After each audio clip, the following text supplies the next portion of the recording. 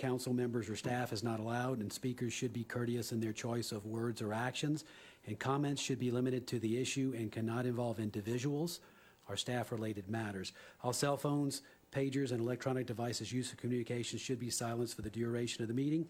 I'd like to call the special meeting of the Terrebonne Parish Council Monday, October 24th to order. And Mr. Carl Harding, could you lead us in an invocation followed by a pledge, please? Heavenly Father, as we come today, oh God, we realize that we battle every day with the war of the flesh and dealing with the wonderful blessings of the Spirit of God, of love, peace, meekness, and all of those things that we have that make good quality individuals that are upon this earth. This portion of this meeting, oh God, give us the wisdom, knowledge, and understanding and the compassion for this portion within this committee, oh God, and have the understanding in all aspects that for the good of the people and the well-being of this parish, oh God, that the decisions that be made will be decently and in order with full understanding that we have care and compassion, oh God. And as we do so, oh God, we ask you to bless us with wisdom, knowledge, and understanding, oh God, from on high. In your darling Son, Jesus' name, we pray. Amen. I pledge allegiance to the flag of the United States of America and to the republic for which it stands, one nation, under God, indivisible, and liberty and justice for all.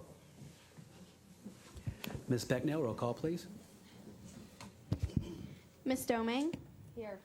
Mr. Darren Guidry? Here. Mr. Babin? Here. Mr. Dirk Guidry? Here. Mr. Trosclair? Here. Dr. Navy? Here. Mr. Harding? Here. Mr. Michaud? Here. Mr. Amity? Here.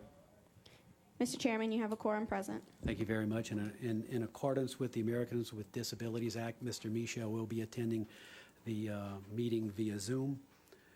Item 1 is to conduct a public hearing and take action on the proposed condemnation of structures located at the following. Starting off A, 153 Amos Court, owned by Albertine Amos Stafford. Ms. Dion. Yes, this matter was continued from the July 11th hearing. We conducted an inspection on October 17th. There has been no improvements made to the structure. It continues to be in violation. So we're going to recommend that the mobile home be condemned. Is there anybody representing this property?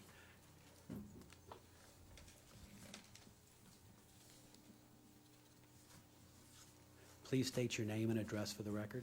Kimberly Willoughby, 144 DeRusso Street. The property we have went through Restore. That's through FEMA. So we're waiting on them to. I have already bought the roof and stuff, but they told us we have to wait for them to inspect it to do anything. So we couldn't tear it down or do any repairs because they're going to pay for repairs once they get someone out to do an inspection. Mr. Navy, hold on. I'm sorry. Say that again. I'm trying to. It's a program that's FEMA are helping families whose homes were destroyed. But they have inspectors that has to come out and say, well, it's nothing you could do with it, tear it down, and we'll give you a grant to buy another trailer. Or if the trailer is repairable, they'll just give you the money. They're going to send their own person to adjust and say how much they'll give you for the repairs for the mobile home. Okay, Dion, how can we assist with the process? Explain some things to me on our end.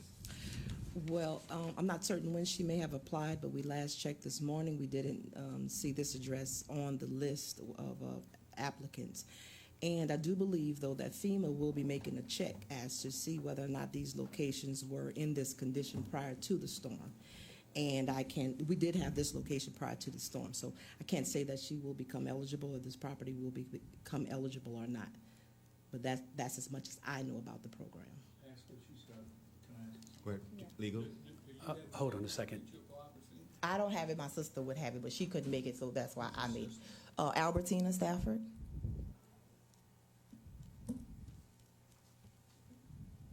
But we do have receipts that we bought stuff for the roof to be repaired. She does have the receipts for that for sure. She was here, if you remember, John, Ms. Stafford, she was here last time and was supposed to have this taken care of. Isn't that correct? Yes. You remember, and you cut us some slack last time. Yeah, I did. And at the end of, well, let me just say this. Could we extend it again so we could get them, for the last time, by the way? Okay. Can we extend it to see that they can get the information they need, and whatever we need to make sure that it meets up to the standards that you all wanted? I mean, you can extend it. FEMA and this program, we really can't say how long it'll be before they will get inspectors out, and they, Okay. I mean, that's an unconditional situation we can't control. correct. Right. But I would like to just, out of courtesy, I would like to do that if I can get the support of the council. I mean, I understand this is some difficult times, and everybody dealing with some difficult times at Idle.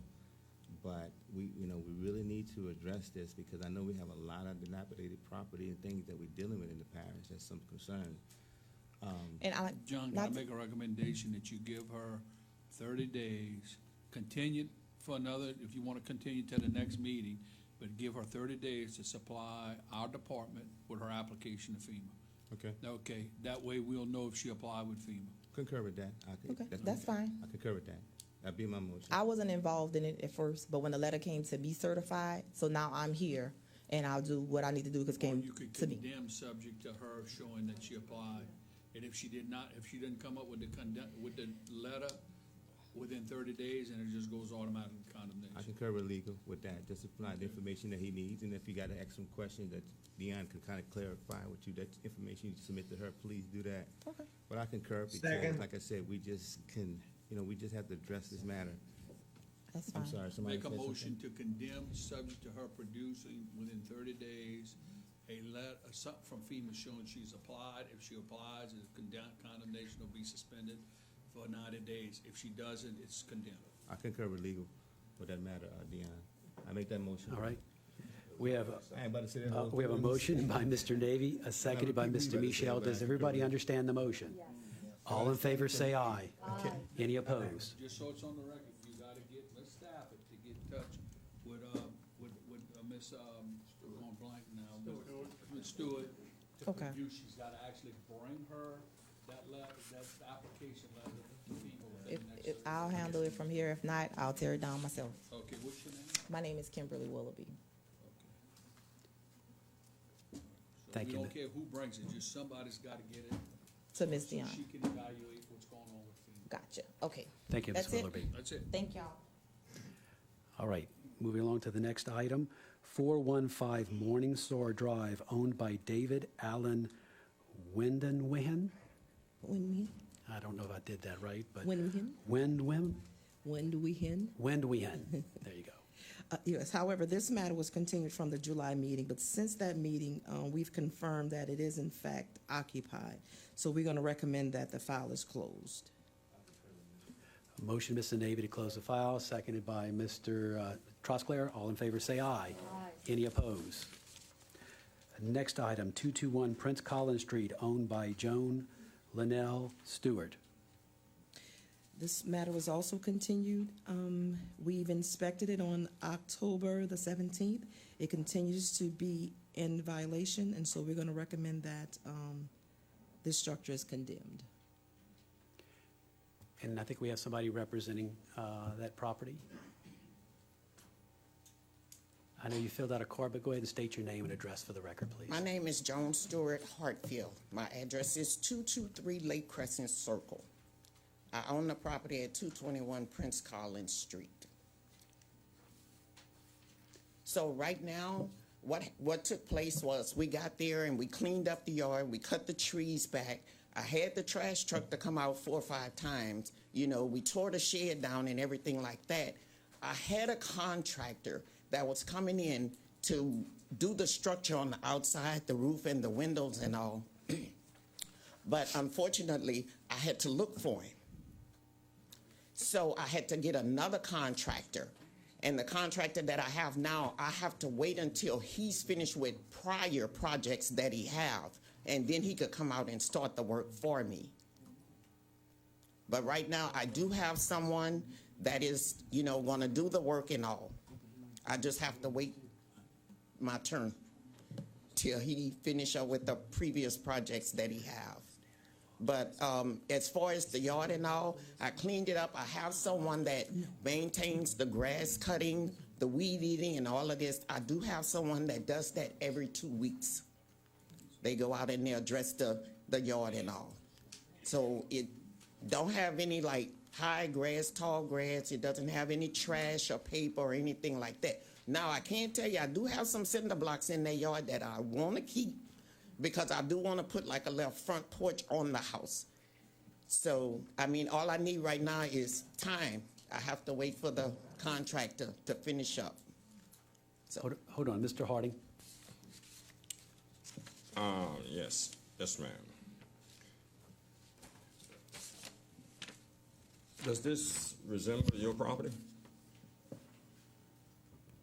can't see from Is that the picture in the? Yeah, is On it the the TV? picture in the back?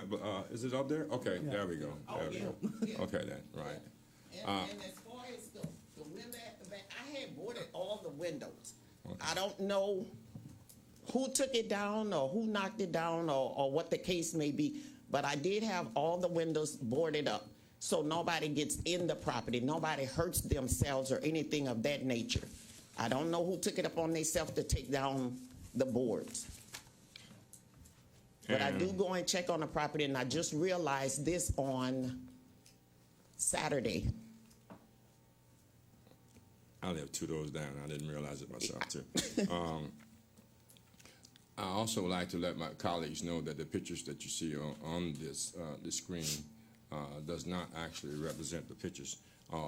It can be under the assumption that this is the way it used to look and way it This looks. is the way it looked as of October 17th. Yeah, well, Those photos. Yeah, right here. But I'm talking about the grass that you see here in this backup, where you won't see no grass that's like that. But, that's why we presented that. Yeah, but listen to what I'm saying. Please. The progress, that's the point I'm trying to get at.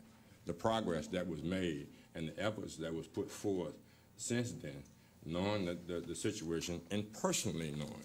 You know, man, it's not a personal matter here. It's a matter of compassion and concern because we have a number of other properties that are out here. And we as a government, regardless of our responsibility, and I don't, you know, man, I can't speak for the rest of the people that's up here. But then when a piece of property comes up to me, I contact that individual. If that contact that I make with that particular individual that owns that property, and I feel within my heart that they have actually diligently, with her sister's help and everybody else's help that it had around there, and personally see this done over there, I cannot stand for that. Regardless of what the policies and procedures for Terrebonne Parish are that the government, I will not stand for it. So, you know, man, progress here, I will actually say for my colleagues, and look, I would like for you to have that extended. You know what I mean? And one more point I want to like to ask you, ma'am. Yes. Does that property sit on 2 different lots? That is 2 lots. That's 2 lots. The house sits on 1 lot, and the lot next to it is an open lot. It's an open lot. Yes. You own both I pieces own of both. property? Yes. Okay, then. Yes. Now, so where is the focus basically on in reference to, because I know you took down the shed. Yes. You have those cinder blocks out Yes. there. And you cut down the tree. Yes. And we had at least 3 times that they came over there with the truck to pick it off. Yes. So my question now is posed to Ms. Stewart. Ms. Stewart, as the property as a whole, is it this building? Because she had to clean the whole lot off. Is it this building at this particular address, or is it a vacant lot also included in these circumstances that we're talking about? It is this building that you see presented up on the screen, 221 Prince Collins. Okay, Yes. so the vacant lot that's next door to There's it. no structure at this time on that vacant lot. Okay, So and it so would be the residential structure that you are looking at now. all right. And I believe in my heart that the progress that actually has been made here,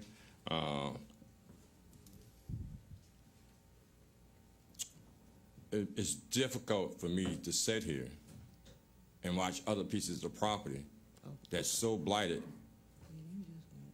in there, and it's only because certain pieces of property, not that they are targeted.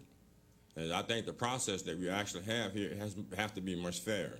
I know the condition of this. That's why it's not so much personal, but then I have a passion for everybody else that's here. You know what I mean? And my colleagues, and I can say to Terrebonne Parish, Terrebonne Parish Consolidated Government and the other colleagues, we are up here for the betterment of Terrebonne Parish Consolidated Government, and blighted property we must get rid of. But when I go to this individual that lives 2 doors down from me and can recognize and speak for this particular lady, that's what I'm doing right now. So my recommendation, Ms. Jones, Yes. you think within a 90-day period, that you can actually have the specifics in detail to actually have this building covered up. Even if you have to tear down that, you know what I mean, we're going to make this a matter of record and what we're going to work forward to going as we go, because there's a lot of other pieces of property. And I have a passion for this, so don't take my deep tone as a thing of anger. It's just how passionate I am toward this. So if we just clear that out, get you some boards, and I would personally, besides having the other folks to come out to assist, and I would come over and personally assist to have this boarded up, because I know for a fact that the same gentleman that cuts your grass at that particular location also cuts my grass. So with that being said, I would not make the motion, and I'm going to leave it up to my colleagues to make the motion to have this extended for 90 days.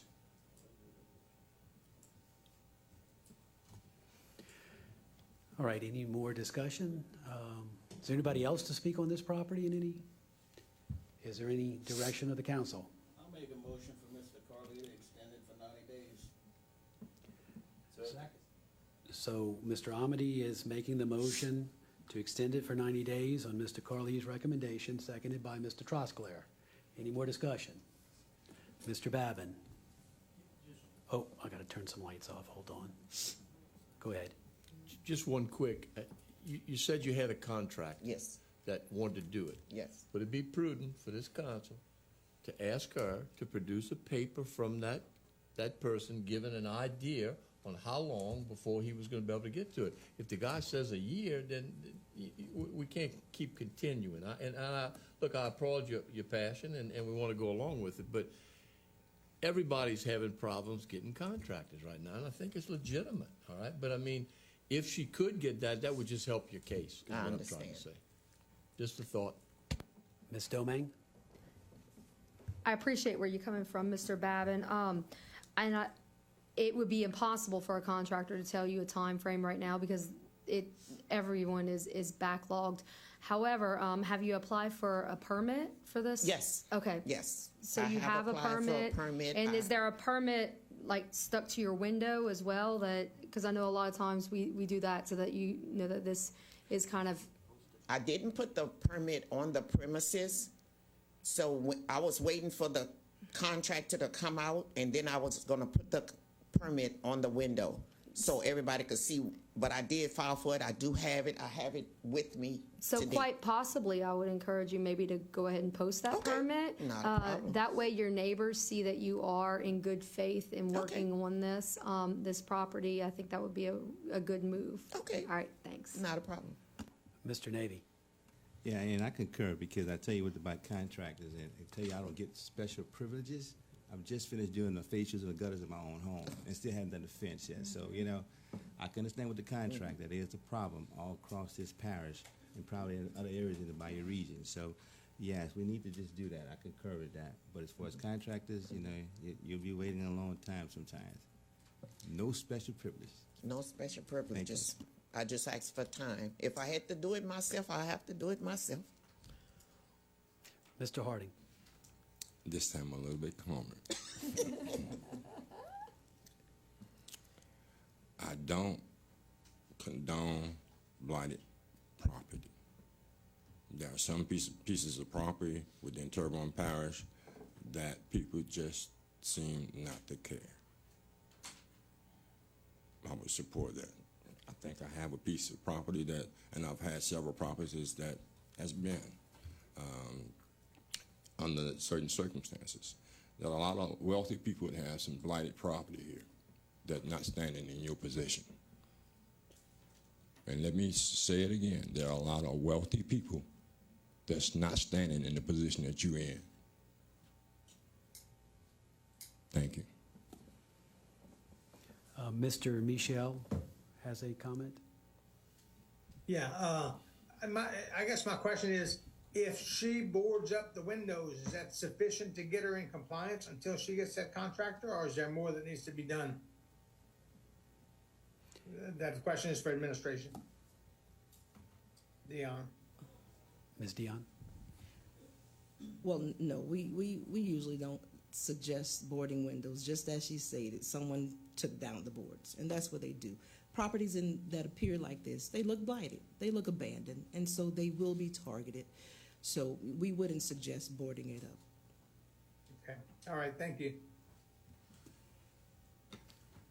Mr. Babin? But Dion, would you suggest that she puts the permit up to show that? I mean, if she Yes. went out and got a permit, she's doing it in good faith. She wants to do it. We got contractors, and we all know how long it takes to get contractors. Okay, so if you don't need to board up the windows, if you keep it cut and you got that, then stay on that contractor is what I'm trying to say. All right. I mean, yours is a unique situation. A lot of people don't want to fix this stuff up. You do. I do. But I would recommend putting that permit in. That shows great faith. Thank you. Now, do you have a quote or anything from your contractor maybe that you could submit to him? I don't have a quota. What he stated to me was just word of mouth, because what he wants to do, I want him to do the roof, I want him to do the windows, and then he's going to discard everything that's inside the structure and haul it off. So he haven't given me a set price, and I'm waiting on that set price, because also I need to make sure it's within my budget. Gotcha. Yeah. Well, we have a motion and a second. Any more discussion? All in favor say aye. Aye. Any opposed? Motion passes. Thank you. Moving along, the next one is 1188 Highway 665, owned by Francis James Knockin Jr. Ms. Dion? This matter was continued from the July 11th meeting. We inspected it on October 17th. It continues to be in violation, so we're going to recommend that this structure be condemned. Is there anybody representing this property here? A motion by Mr. Trosclair to accept the recommendations of staff, seconded by Mr. Dirk Guidry. Any discussion? All in favor say aye. Aye. Any opposed? Motion passes. Item E, 1303 Barataria Avenue, owned by Redmond Enterprises, LLC. Ms. Dion. All righty, so the next matters will all be new matters. And this location, we received the complaint in July of 21. We conducted inspections, issued notices. The last inspection we conducted was on the 17th of October, and it continues to be in violation. Now, Mr. Redmond, however, did on this evening come to the office and present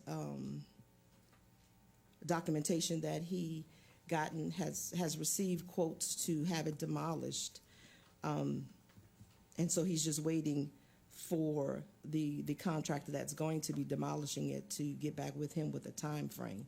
So we're going to actually recommend that this matter be continued until the next hearing. So moved.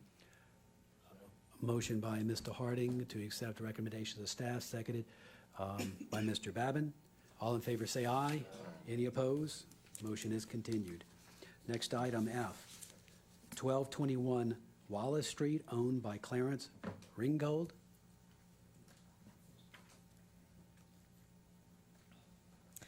Yes, so we received the complaint for this location in August of this year. We conducted inspections, issued notices. The last inspection was October 19th, and it continues to be in violation, so we're going to recommend that it be condemned. Is there anybody representing this property here in the audience? Actually, is anyone here actually with him? Motion from Mr. Navy to, was it Mr. Navy who made that? To concur with administration, seconded by Mr. Harding. Any discussion? All in favor say aye. Aye. Any opposed? Motion is passed.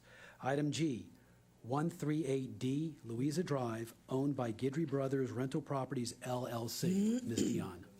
Yeah, Okay, so we received, complaint for this location in May of 2020. We've issued notice.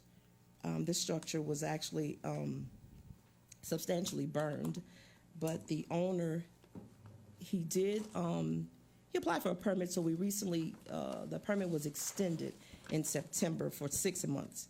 So we're gonna recommend that this matter be continued until the, Louisa, until the 6-month permit is, extension expires. Motion from Ms. Dominy to concur with administration, seconded by Mr. Dirk Gidry. Any discussion? All in favor say aye. Any opposed? Motion passes. Next item, H, 7300B Shrimpers Row, owned by the estate of Felix Kirby Billiard and Judith Billiard Dion. Ms. Dion.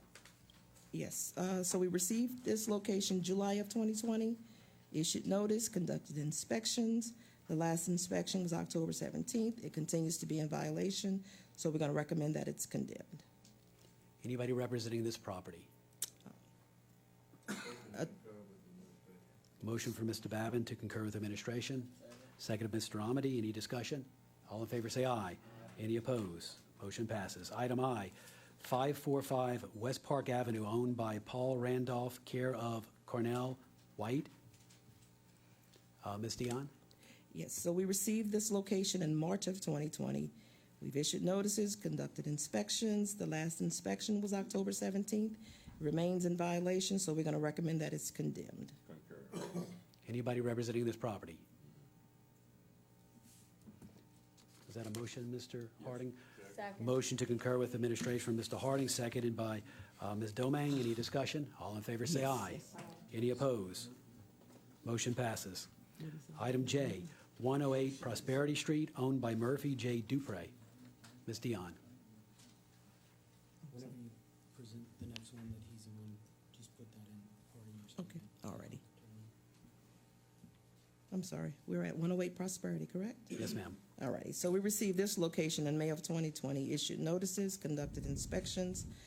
The last inspection was October 17th, and it continues to be in violation, so we're going to recommend that it is condemned.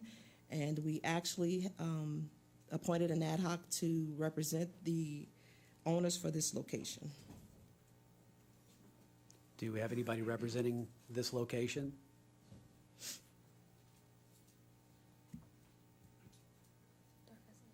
Oh, I'm sorry, I didn't see your light, Dirk, sorry. Do we have an ad hoc in the audience? Motion condemned. Yes.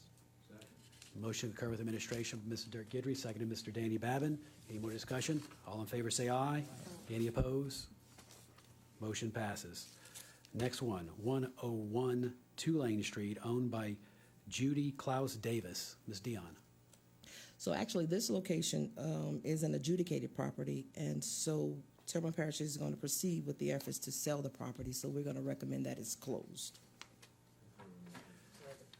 Motion to concur with administration, Mr. Navy, seconded by Mr. Trosclair. All in favor say aye.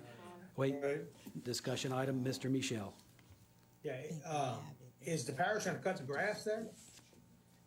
I'm sorry. The question was, is the parish going to cut grass there? That's the same question I was asking Dion. Yes, yes, we do have that scheduled to be cut. Okay, thank you. Any more discussion? All in favor say aye. Any opposed? Motion passes. Item L, 161 New Orleans Boulevard, owned by C&R Pizzolata Trust. Ms. Dion. Yes, so we received this location in February of 2020. We've issued notice, conducted inspections. The last inspection was October 18th. It continues to be in violation, so we recommend that it is condemned, and this location also was appointed an ad hoc attorney. Anybody representing this property? Motion to concur. Motion to concur with administration by Ms. Domingue, seconded by Mr. Dirk Gidry. Any discussion? All in favor say aye. Aye. Any opposed? Motion passes. Item M, 301 Gray Street, owned by Robert W. and Sharon Mulgrew. Ms. Dion. Yeah, I'm not certain if I can, but 301, all Gray Streets is owned by the same person. It's all one property. So they all received notice and warnings after we received the initial complaints. And as of an inspection on the 18th of October, none of the structures have been brought into compliance, and so we're going to recommend that 301, 303A, 303B, and 305 Grace Street be condemned. Anyone Motion. representing any one of these properties? And then, I'm sorry, an ad hoc was also appointed for these locations. Nobody representing these properties? Mr. Michel? Motion to concur with administration on all 4 properties. Second. Motion to concur with administration on all 4 properties, seconded by Ms. Domang. Any discussion? Mr. Babin? Question. Ms. Dion, when you say that we gave it to an ad hoc, and the ad hoc is not here, is the ad hoc getting paid and they're not here to explain it? Do you know? I don't know if the ad hoc is getting paid while not being here. Mr. Hebert, could that be something that you could check into, that it, Well, the ad hoc's Oh, sitting there, hold on. They don't Uh, work for me. no, and I understand that, but Mr. Hebert, did you want to answer that question? Hold on, go ahead. Chris, don't the ad hoc send the bills to you? Yes. Okay, that deferred to Mr. Pulaski. okay, well then, I'm gonna ask this question again. Is the ad hoc paid to not only do whatever he's supposed to do and to show up here? If he is, then I don't think we should be paying the ad hoc the full price. Yeah, I'll have to look at and see, but if it's per hour basis, I mean, if they're not here, then Okay, they're not earning and the that's money. fine, but they're not representing the client very well either. Correct. You know, so, all right. We have a motion and a second. Any more discussion? All in favor, say aye. Any opposed? Motion passes. Moving on to Q, 8051 Park Avenue, owned by Newbert Brothers LLC. Ms. Dion. Yes, so this location, we all know it as the Sugar Bowl Motel. So since May of this year is when we actually received, well, we probably received it prior to that, but we started initiating warnings and notifying the owner of the conditions of the location. And we've since have conducted several inspections. The last inspection was October 17th, and there haven't been any improvements made to the structures that are on this property, which will include the office also. So we're going to recommend that it's condemned. Go ahead and please state your name and address for the record. Yes, good afternoon. Salvatore G. Lavecchio, attorney at law on behalf of Mr. Nabut Brothers, who their corporate rep is also here today. I'd like to approach and show the pictures that we took on the way in, which will show that we have cut the grass, we have boarded windows, we have maintained the premises. We also have a contract with Pintail Constructing, and we're trying to get the details of that contract down. We're about to spend $280,000 repairing the Sugar Bowl Motel. And may I present that to the administrator? Go ahead and present that to Ms. Dion. See, we went by and took pictures on the way in. You see all the grass and all that stuff in the back, it's all gone. You see all the sides, the insides, in between the buildings. Here is the contract. Oh, we also have Pristine Lawn Care. Pristine Lawn Care is contracted to do the cutting, and these people are trying to get started. You have the this week. contractor that you said is gonna be doing the work. You have a Yes, contract? yes. Let me see it.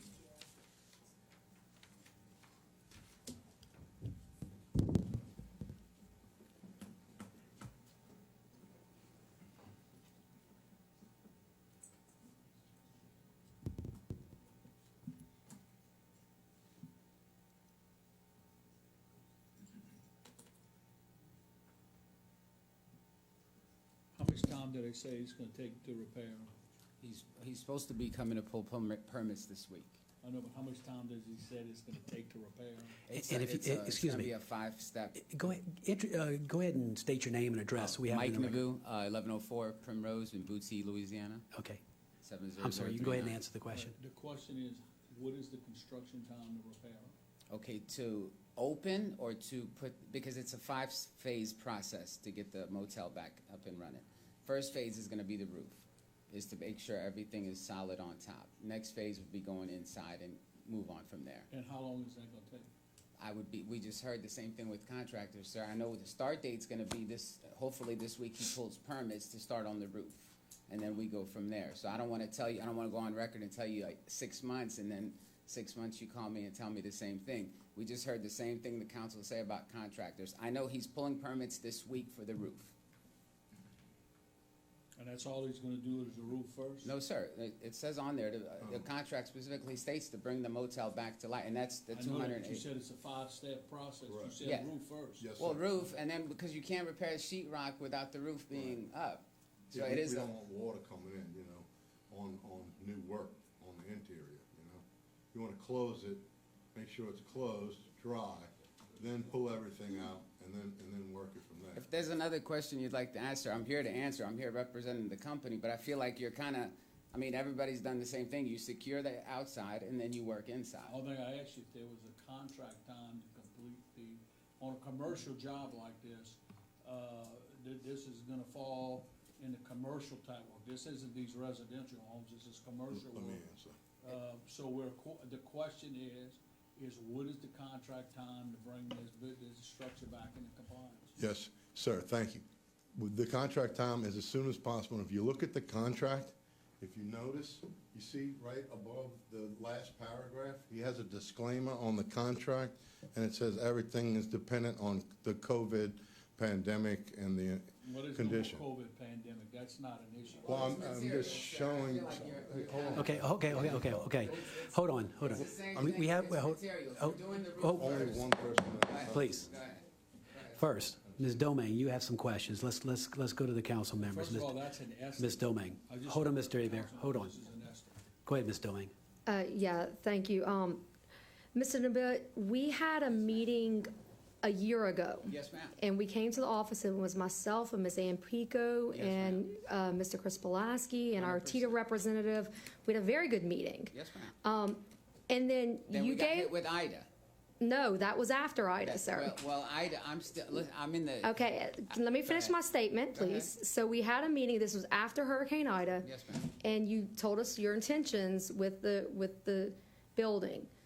Nothing has happened until now, when we put it on condemnation. We've called you several times, we've sent you text messages, and you ghosted us I completely. have my phone. If you could prove those text messages, I'd like to introduce that into the council. Okay, well, on this is record. not a court of law. Well, no, you're saying However, because you can't say something and Yes, I can't sir. defend myself. Yes, sir, we have- Is there text messages between you and myself, and I'm ignoring you? there's text messages between Ms. Ann Pico and Let's Mr. pull- Chris Pulaski Let's also. pull it out of order, with Mr. myself. Chairman. Okay, Yes, okay. and so, If yes. you're saying that on record, I'd Sir, like to produce it. Sir, Go ahead. what I'm trying to say for the council who may not have been in that meeting is that You've got the floor right now. yes, we had this meeting a year ago, nothing happened.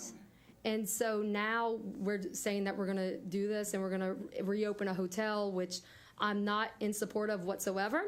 This falls in my district. This has been a bane to everyone's existence. And so it's time to move forward. I am going to concur with administration to go ahead and move forward with condemnation. We have a motion by Ms. Domingue, seconded by Mr. Guidry. Mr. Hebert, did you want to say something? No, I'm just, Please note the objection. Okay, I'm sorry, go ahead. Please note our objection, sir, because the pictures that are being shown are not the same pictures that were taken today that the condemnation is based on. The grass cutting contract, as Ms. Domingue has pointed out, has lagged for some time. The parish has paid and has fined us for the grass cutting.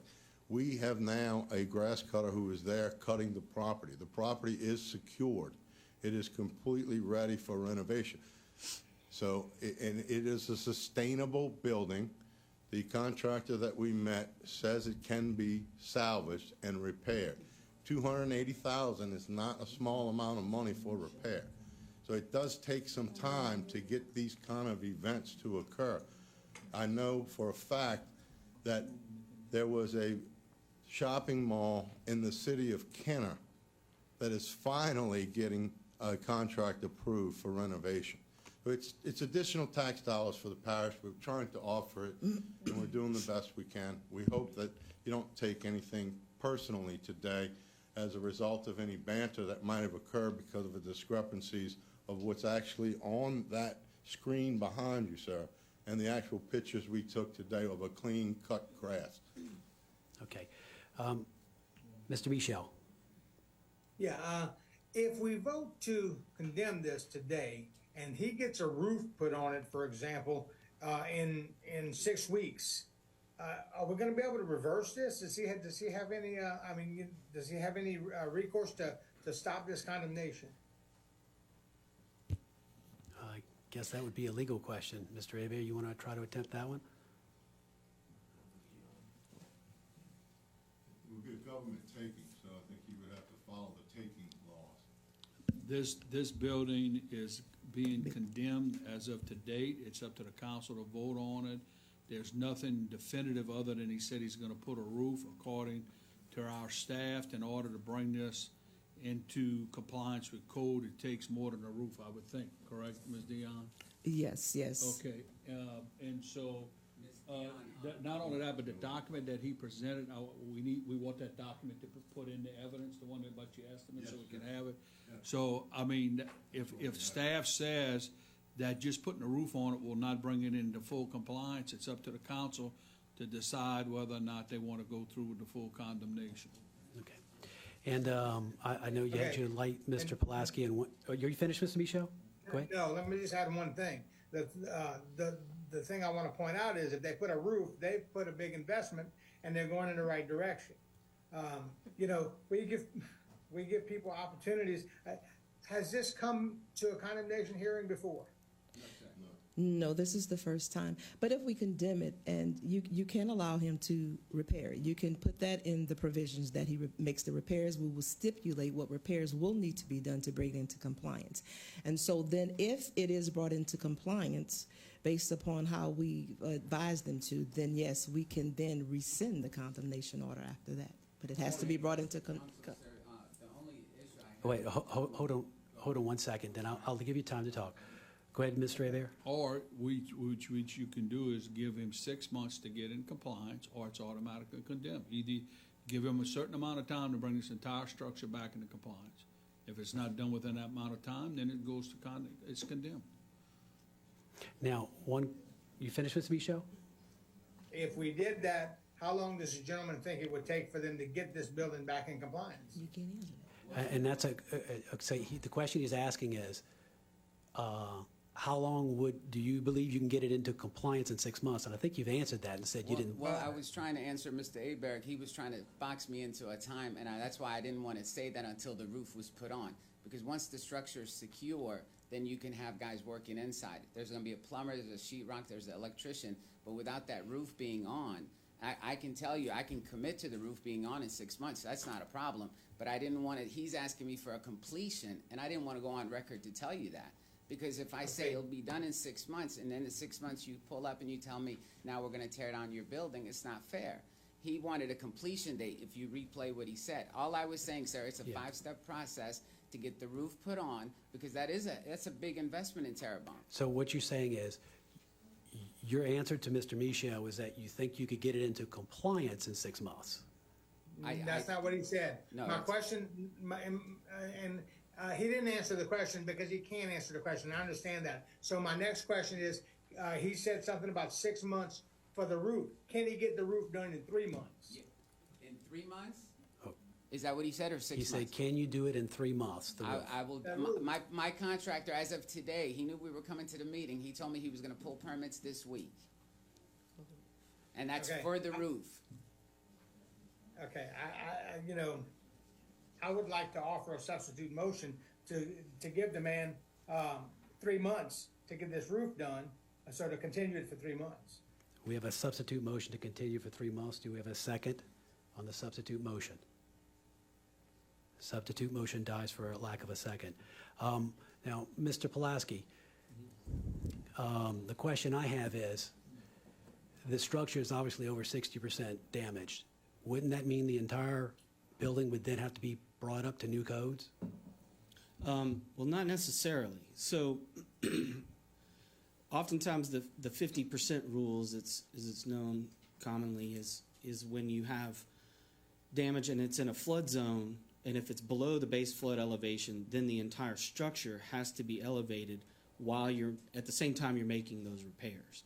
Now, if it's not in a flood zone or it is, but it's above the base flood elevation, really the only thing that has to be built to code are the things being repaired.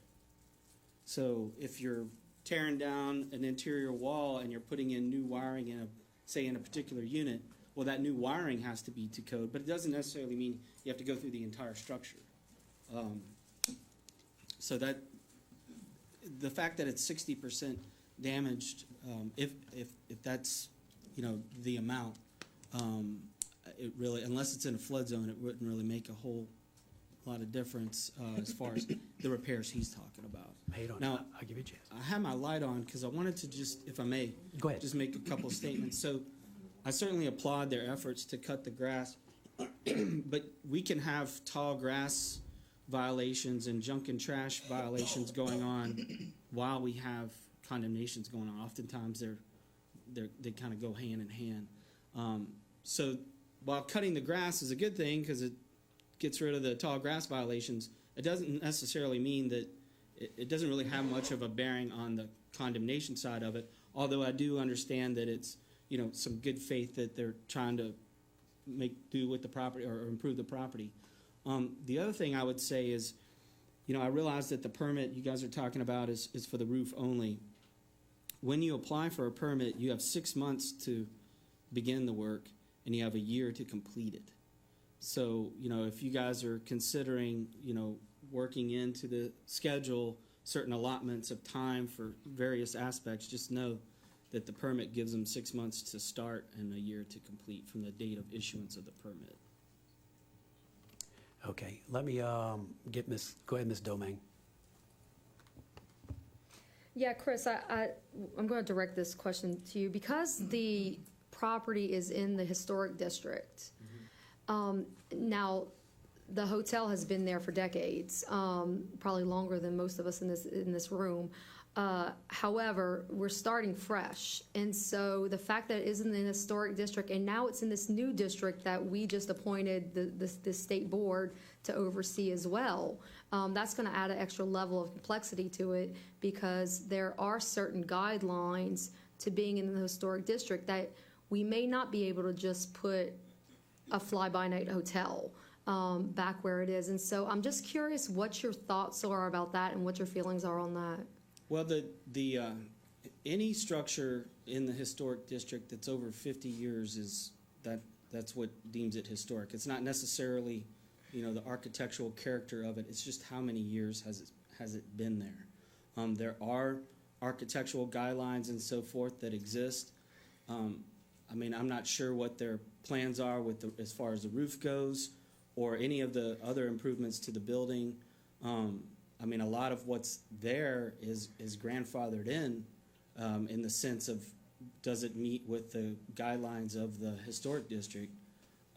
But at the same time, here's, the community is getting ready to undergo a Main Street corridor master plan. This property is a major keystone of that whole corridor, and I think it would be an excellent opportunity to take advantage of what's coming. I totally get the need to secure the property and the roof and everything, but there's a lot that's about to happen on our Main Street corridor, and I would really urge them to become a part of the process and part of the discussion. Yeah, and I was under the impression that that's what was happening in that meeting that we had last year, and I'm going based on that meeting, which I thought was I was very excited after that meeting, and then of course we didn't hear from you for a year, and so my judgment is going based on what I've experienced, and this is in the district that I represent, and there's been nothing but problems at this location. We've had people living in here. There's people with cats in this location. HPD has been called several times to this location, and so it continues to be a nuisance. So I'm going to stand firm on moving forward with the condemnation. Now, just to be clear too, if this structure is condemned, it doesn't stop them from getting their own demolition crew and tearing it down before we do, and then they don't pay any extra fees that they would charge. Yeah, that's correct. They whatever time frame that they're given, they can go in and demolish themselves. Yes. Mr. Harding. Yes, I like the fact that the discussion of something over 50 years, and like I said, better known as the old Sugar Bowl Motel. Took me a minute to figure out that it was closed, but then I understand the circumstances in reference to how it looked. I love Terrebonne Parish, I love City Homer. It does present a problem, but I try my best to do the best we could for the advancement of Terrebonne Parish. And I'm trying to discern whether the heart is in here and whether you would get the feeling of some other people within the parish or that are involved with this particular hearing would think that we just grabbing y'all land for some other thing to go on. And I don't want that to be relayed from me to you, and even though it may sound as if that I'm not totally with you. Because I do support my colleague, all of my colleagues up here, and their expertise in how they would like to have their districts represented. Even with Mr. Michel, I think me personally, I didn't go along with Mr. Michel's 3 months because I had the consideration of possibly longer time than that. So that actually, agreeing but not agreeing, but then trying to work out and see what's the best case scenario here. I also understood, just as a previous piece of property, if you put boards up there, it's very possible that people will go in and take down the boards. I think you guys were in here and heard that part of it. And so when we're saying that even though if you put a roof on it, and if you do board it up, or if it is boarded up, it also saying nuisance abatement and tall grass, that doesn't take away grass and structure. So with that being said, I'm actually trying to go along with my colleague and the advancement of Terrebonne Parish. And like Mr. Pulaski said, that he would hope that you guys buy into what's happening. So with extending the ideology, perhaps I'm going on a limb to saying Mr. Michel is willing to give you a chance. And looking at the fact that Miss Doman actually feels the way she feels, and that's, I'm passionate about Terrebonne Parish also. So I'm taking what Mr. Pulaski said that you guys can put in. Miss Domain, she said she's sticking where she at. Excuse me, sir. Excuse me. I'm trying to get the best case scenario out here, because that's my position on that. I think I would lean a little bit more for the extension of time, but I would look you dead in the face and tell you, in 1 second past that would be the case. I don't want you to put a whole bunch of money into a roof and then next thing you know you lost your money. I would feel bad about that. That's the position I'm in. So I guess we got a couple more pieces of discussion here, and then it's going to go to a vote. Thank you, Mr. Harding, and I'm going to let you respond, but let me find out what Mr. Hebert has to contribute first. Yeah. Mr. Nabut, would you agree in its current state that the building would be condemnable? No, sir. That's what I wanted to rebut. When he said 60% damage, there's 4 buildings on the site. I'm sure you guys are familiar with it. There's an L shape right as you turn in. Then there's 2 long pieces in the office. The one that has the most damage is the office. It lies the back portion of the roof, and that's the one that has the damage. The other 3 structures are not touched. They're cinder block and brick buildings that need a roof. They do need work inside, 100%. But that's why I didn't want to commit to you when you told me how long will it take. If I spend $280,000 in this parish, and I have several other businesses in this parish, I want you guys to check. By the way, pull up my name and see my what we do with structures that we get.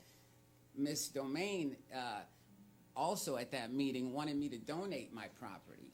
So I don't know about this. I didn't hear about the historic district, but if there's any regulations that I have to spend to make my property better, that's what I'm willing to do. But I don't want to be sidetracked and say, no, we're demolishing it today. If you guys would rather an empty vacant land and you think that's better for the parish, then that's your call for you guys to vote on. I'm telling you, I have a quote, I have a reputable contractor that you can reach out to verify that we're gonna start with the roof. I wanna ask you, what needs to be done that this contractor is gonna be doing in every one of those buildings? Okay, they gotta replace the roof, correct? Roof, yes, sir. First Okay, thing is the that's roof. first thing. What's the next thing? Next thing is to go inside, remove the furniture, which we did a little bit right after Why does Ida. the furniture need to be removed? Because it's old, sir, like, some of that stuff's Okay. over 50 years So old. it's not currently habitable, is it? It's not being rented, it's not Oh, habitable? no, sir, it's not being rented at all, no, sir. Give us what needs to be done, give us all the steps. The 5-phase would be the roof, then go in and empty whatever left furniture that's in the rooms. All right. Next thing would be electrical and plumbing. Okay, let me stop you there. Go ahead. Okay, Because all four I tell you what, buildings need electrical. I'm gonna stop this right now because, you know. No, we need this on the record. Mr. Guidry, with all due respect, I want this on, Okay. need this on the record, Okay. okay? My Go ahead. question is that, does all four buildings need to be brought up to the electrical? No, code? sir, all four buildings had electricity right before Ida. Okay, so what electrical work needs to be done? The back room, the office, which I'm sure you guys are familiar with, the office lost the back portion of the roof. That's it. The rest of the buildings do not need any electrical No, work, sir. to your knowledge? Yes, sir. To my knowledge, 100%. I walked it with the contractor. They do not need electrical. All right, what about plumbing? What needs to be done? Plumbing is just replacing cracked toilets. You got to realize that some of these rooms, over the years, it's 43 rooms. They just stopped renting the rooms when things broke. So if a toilet broke, they just didn't rent that room anymore. So there's fixtures that need to be replaced. All right, what about sheetrock? Sheetrock, obviously we had an issue with people going in and breaking in, so we have holes in between. There's doors that are knocked down. That's all just cosmetic stuff. Does the whole building need to be re-sheetrock? No, sir. No, sir. Not at Okay. all. What else needs to be done? What are the other phases? The air conditioner, the rooms have these hotel, motel style units. They have to be replaced. Okay. Because we had someone steal the copper linings out. Is that gonna be with window units or central? No, it's not central. There's no hotel rooms that have central. Each unit will have a separate package unit. And then what else needs to be done? To my knowledge, then we refurnish it, and open up. Okay, so that's why I asked you how long it's gonna take you. You making it sound like there's very little work to be done, and so I asked you to give a timeline for it, and you said you can't do it. Well, Mr. Aber, to counter you what you just said, you wanted this on the record. I don't want to go on the record and tell you it'll be complete in 6 months. That's not fair.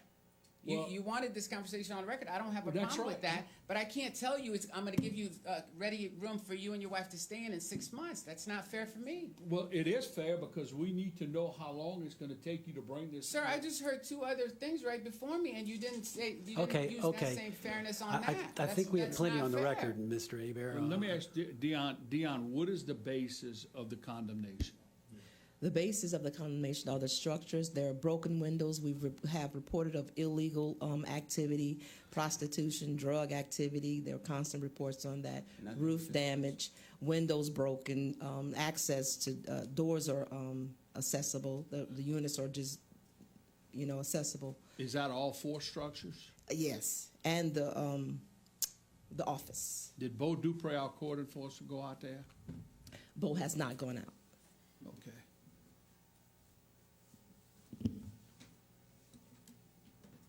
And sir, I'm passionate Okay, about this just as you are, so and it's mine, and I want my property to remain, and I want to invest in this parish. Mr. Mayweather. Okay, Mr. Pulaski? If you tell me what needs to be done, I'm willing to do it, but don't just tell me you're going to tear down my building.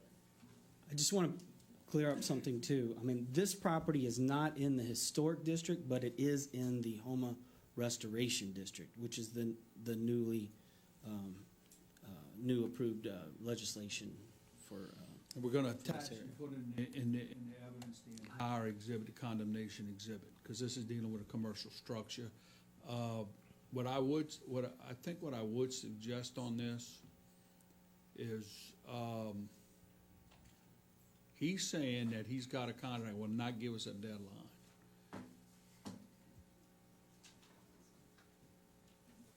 Let me talk to Chris a second.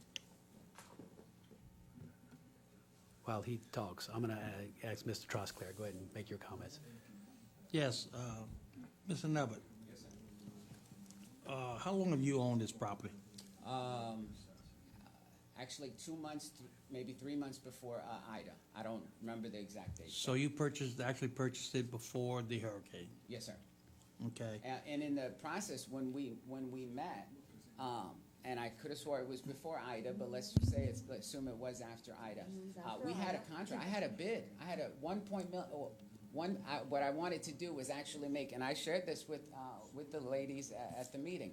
I wanted to make the initial L shape into commercial units, and still retain the hotel just on the back two But strips. I've heard a lot. My next question is, with 14 months past the storm, now you owned it before the storm. So my question is, why is it taking till this week to start trying to move on it?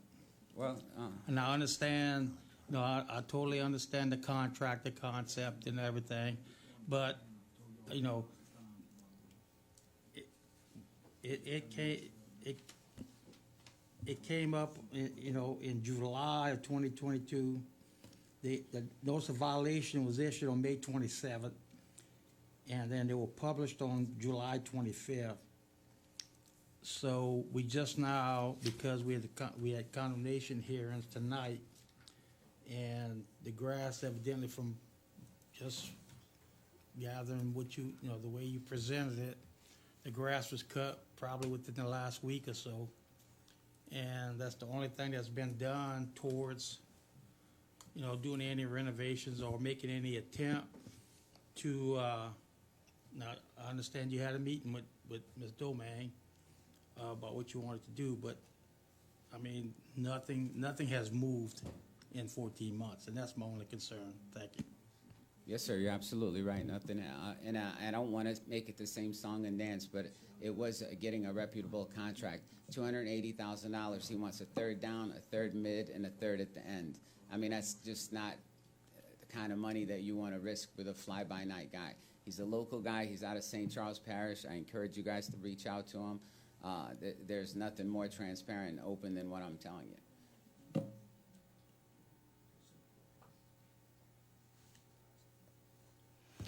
I would like to address the council. Let me finish up. I don't know who's first. I'm trying to talk to Mr. Michaud and all this at the same time. Sorry about that. Go ahead, Ms. Domingue. Yeah, I'd just like to clarify that meeting was after Hurricane Ida. Okay, Mr. Pulaski? Yes. Wait. So, in talking with legal and given light of what's going on, I think what we need to do here is have our chief building official have, and perhaps another architect or engineer go out, inspect the property, just to assess the condition of the buildings, get an assessment of what the scope of work would need to happen in order to get these into compliance, up to code, so forth. And at the same time, that would allow Mr. Nabut appropriate time to get that roof permit, hopefully get it going, possibly get it completed. But if we give him 90 days to get all that done, and then that gives us the time we need, I think that's the proper way to handle this. So, because of the to be clear, is staff changing its recommendation? Yes. To extend it for 90 days for inspections? Mr. Trosclair? Go ahead. Yeah, and I'm okay with the extension. My only thought on that is, we're gonna send our building code enforcers to do a thorough inspection, and possibly an architect or some engineer firm to do an inspection along with his guys. And what I would like to see is, once he knows exactly what's required from the parish to get this thing into compliance, then he should be able to have his contract to give him a time frame that it would take to get all this stuff done. And in 90 days, I'd like to see that. Thank you. Okay. Ms. Domingue? Yes, and I'll concur with administration. Okay. Okay. Well, I think your motion was to concur with staff's recommendation. that was to But- condemn it. That To would- condemn it, okay. So Go ahead and amend I'll your motion. I'll amend my motion to concur with administration. And I'll re-pull my second. And Mr. Guidry, okay. Ms. Greaves pulls his second on the original motion, and Mr. Trosclair seconds the substitute motion. Mr. Michel. Yeah, I would just like to say that's a great idea. I wish I had thought of it. We have a motion and a second. Any more discussion? All in favor, say aye. Aye. Any opposed? All right, got 90 days. We need to get it with the mayor. If you want to talk with them, please talk over there. We need to Wait. Now, the next one, I imagine we're going to do all three together, am I right? And that is 102 Howard Avenue, owned by Easy Serve Convenience Stores, Inc., care of Albert Legraze, as well as 104 Howard Avenue and 8696 Main Street, all owned by Easy Serve Convenience Stores, Incorporated, care of Albert Legraze. Ms. Dion. Oh, I got to turn your mic on. Mr. Navy, did you want to say something before or after? Okay. Yes, let's see. So these locations we received in July of '21. We've issued notices. We've conducted inspections. The last inspection was October 17th. All three of the buildings have not been, no improvements have been made to either of the buildings. The property continues to be inundated with tall grass, junk, and trash. We've had to send a contractor out to actually cut the grass. And so we're going to recommend that it is condemned. And we did appoint ad hoc for this location too. Okay, go ahead and state your name and address for the record, please. I'm Albert Legraze, Post Office Box 8094, Metairie, Louisiana, 70,011. And go ahead, you have some comments in relation to this property that you'd like to share with the council? Well, in brief, in view of what just transpired ahead of me,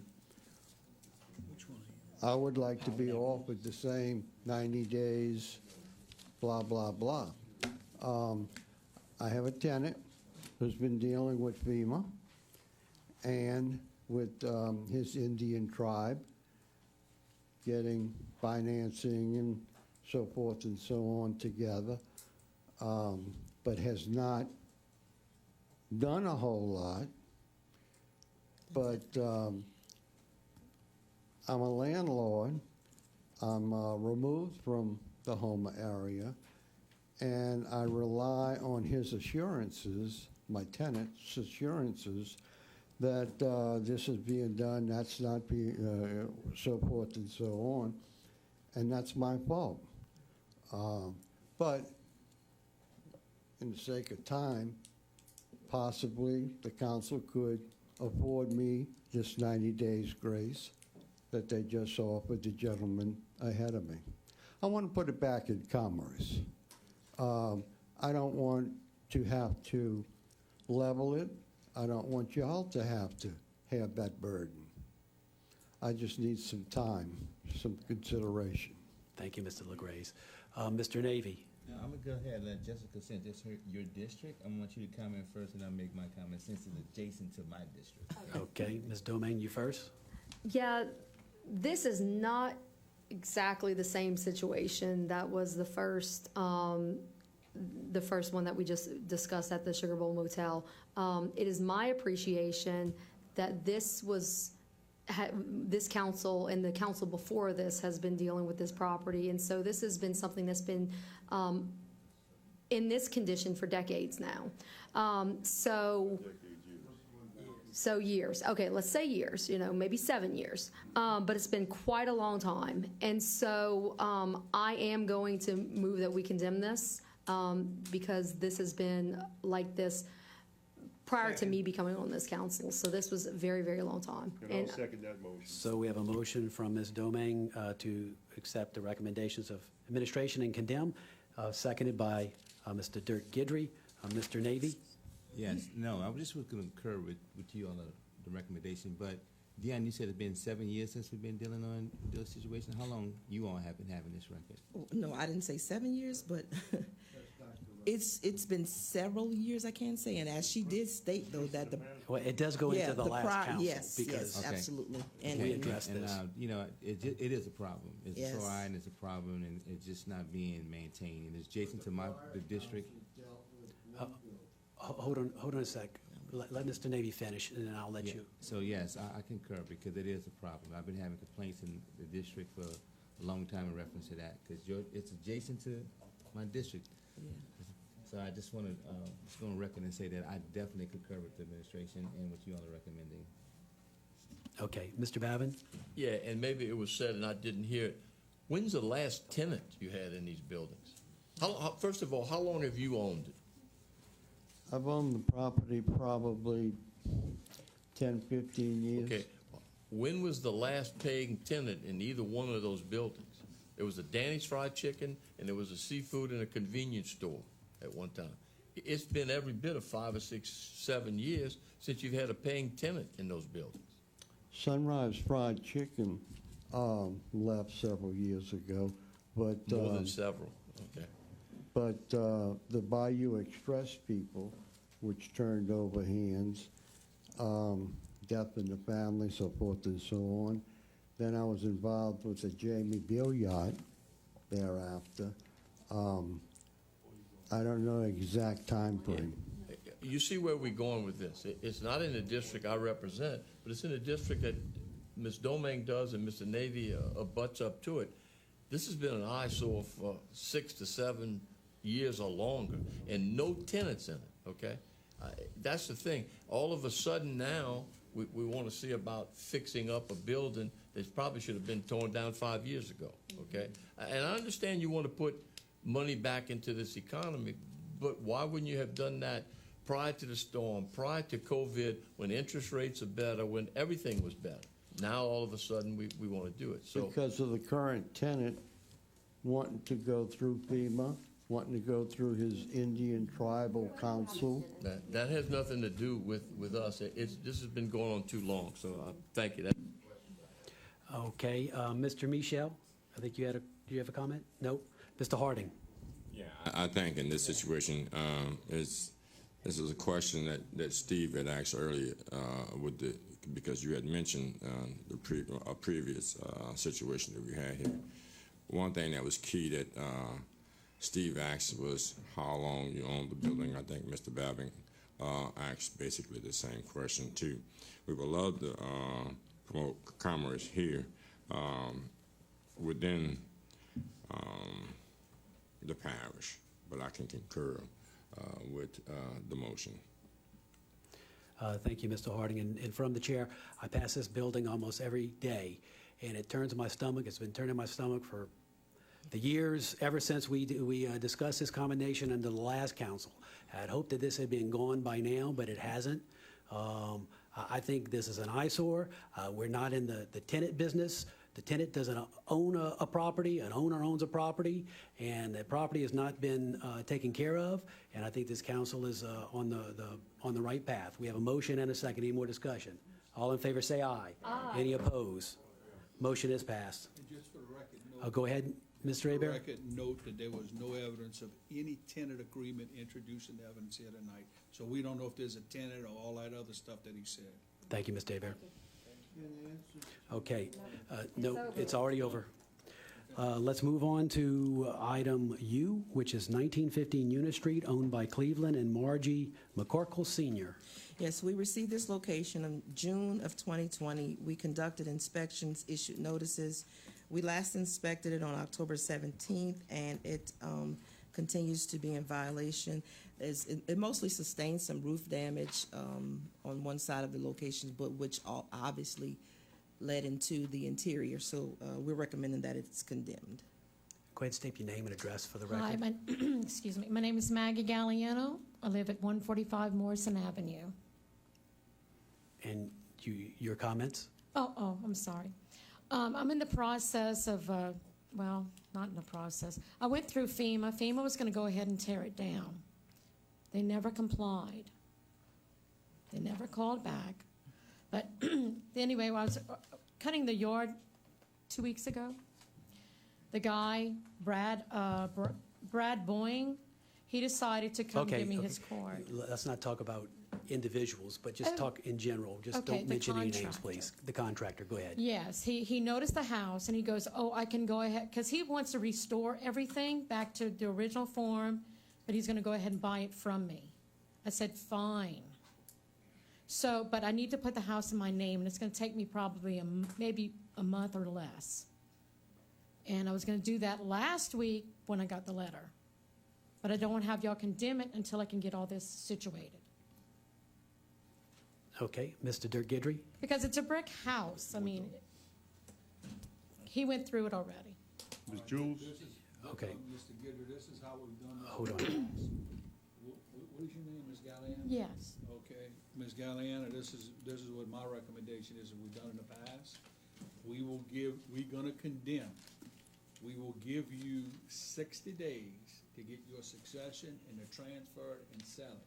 If you get all that work done within 60 days, the condemnation will be withdrawn and it'll be sold to the new contractor. That's my recommendation to the council. If it's not done, we go through, we tear it down. Yeah, because I was, like I said, I was starting But the, remember, you gotta go get all this done within 60 days or it's going, they're gonna tear it down. yeah, well, that's what a reason why I brought it in. Let me sit you half if I can, please. Okay, that's Boyd is the contractor? Yeah. And who's the attorney handling all this for you? It's an individual, like he doesn't run this for me. He's gonna do it a little cheaper for me, where he can run it through quicker. You talking about a notary public? Okay, while you do that, let me, Okay, well, anyway, let me- I recommend give them 60 days, condemn it, subject to 60 days. If it's transferred within 60 days, and then we'll pull it. If it's not transferred, then it's condemned. okay, Mr. Dirk Gidry? I concur with administration, but if there's no work started on it after 90 days, I'd like it to come back and get condemned. Well, you could just put it. Yeah, but he's giving them 60 days to Instead do of the doing paperwork. 60, they're just do 90 days to transfer, and work's gotta be started. If not, they go through the condemnation. Exactly, because I don't want to give them 60 days and then we got to wait another 6 months before it comes back to condemn, yeah. They're gonna condemn it unless, so you gotta get it transferred, and you gotta have, and whoever's doing it's gotta start renovating it. Within 90 days. If not, and when 90 days comes up, if she goes out there and says, no, in my opinion, it's condemned, we're gonna knock it down. Exactly. I got another question. If the guy if it happens to go another way, can I get another contractor or gonna knock the damn thing down? This is gonna fall, I don't care who the contract is, this is what you got. I'm just saying, yeah, I know. We'll tell the new contractor, hey, this is what the council did. They said transferred, and he must start renovations in 90 days. If you do that, the condemnation's withdrawn. Okay. Very simple. Exactly. So, to be clear, the motion is to condemn and allow 90 days for them to start construction before we exactly. demolish it. And transfer ownership. And transfer ownership. And then if our staff Okay, goes back that is the out- motion from Mr. Dirk Gidry, seconded by Mr. Amity. Any more discussion? All in favor say aye. Aye. Any opposed? Motion passes. You have 90 days. Okay. Okay, moving along to item 5, 101 Recreation Drive, owned by Karen Trosclair LaBeouf and Janelle Brown Trosclair. Ms. Dion, we're in Recreation Drive. Yes, we received the complaint in August of 2021, issued notices, conducted inspections. The last inspection was October 17th, continues to be in violation, so we recommend that it is condemned. Is there anybody representing this property here? We have a motion by Mr. Trosclair to concur with administration and condemn, seconded by Mr. Dirk Gidry. Any discussion? All in favor say aye. Any opposed? Motion passes. Item W, 113 Ave Street, owned by Drewis Joseph Boudreau Jr. and Marty Lewis Boudreau. Ms. Dion. Yes, so we received this location in August of 2020. We've issued notices, conducted inspections, continues to be in violation. The last inspection was October 17th, so we're going to recommend that it's condemned. Go ahead and state your name and address for the record. My name is Drus Joseph Boudreau Jr., and I live at 113 Ave Street. And the comments that you'd like to make to the council Okay. regarding this property? We we got Catholic Charities to give us materials to fix up the house and clean the property. We started cleaning up the property, cutting grass, and what it is, we got to, they come put us, they gave us the lumber. We got a temporary meter, Catholic Charities put up the temporary meter, and we having problems with the permit issues and what we need to get a permit to get electricity so we can do the repairs on the house. Mr. Babin? Yeah, no disrespect intended, but you said you cleaned up the house, and if you look at these pictures right here, we've been 14 months out from a storm, okay?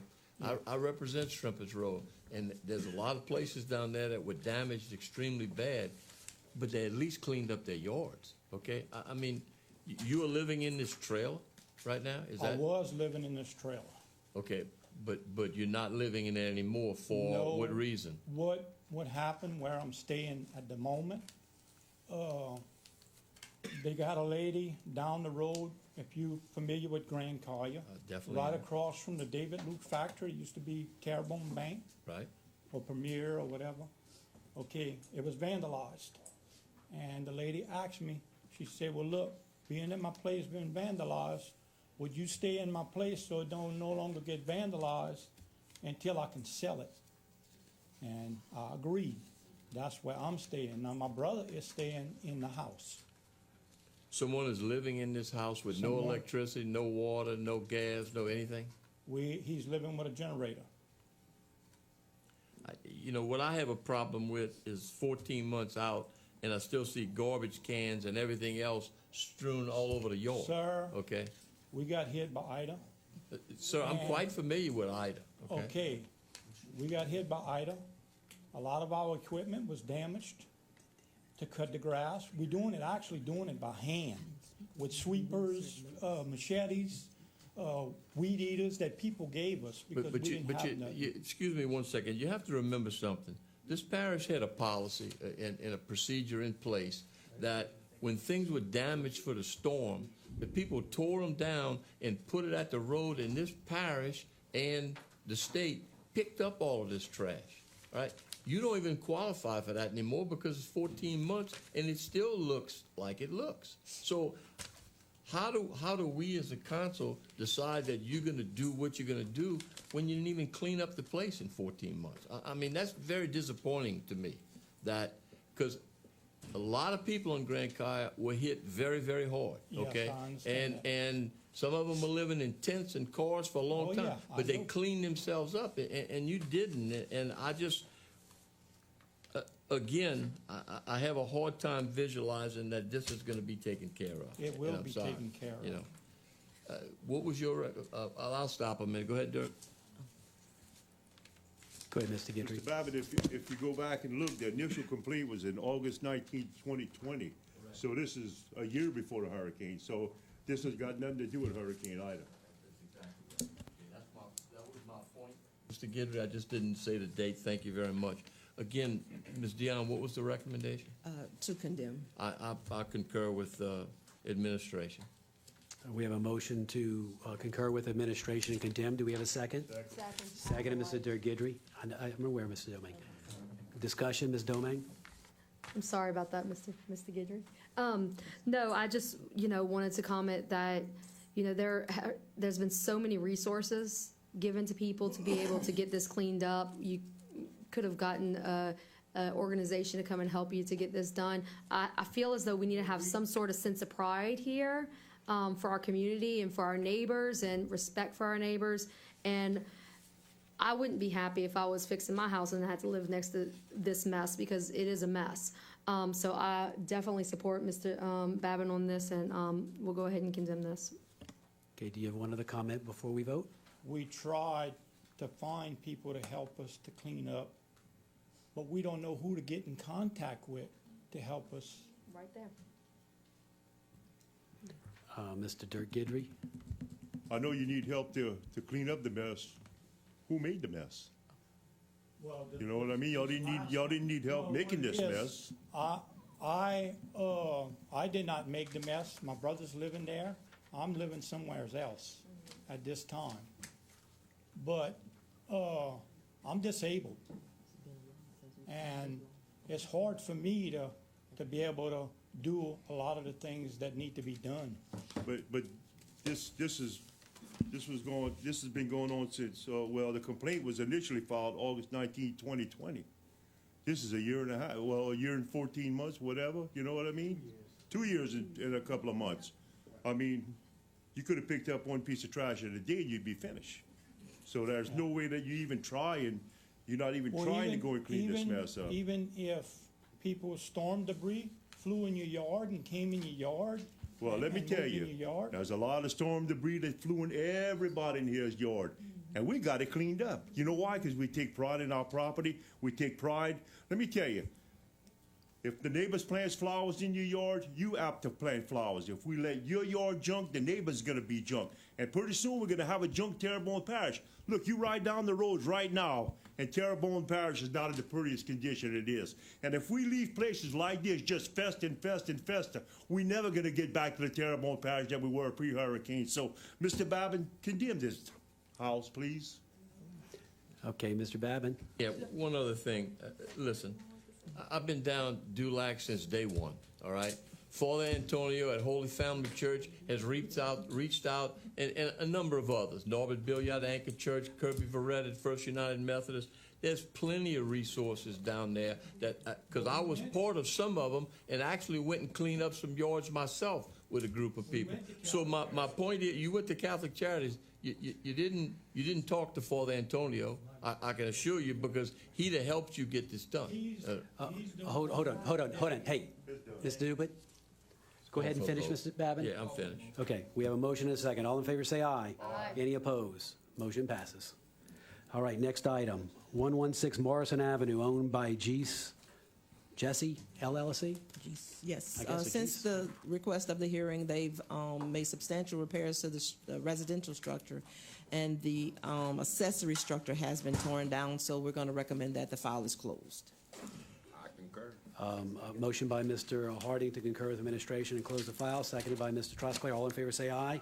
Any opposed? Motion passes. Motion adjourned, Mr. Trosclair. Second, Mr. Amity. All in favor say aye. Any opposed? We are adjourned.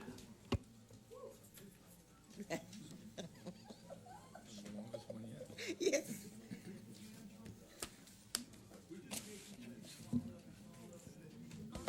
Exactly. No.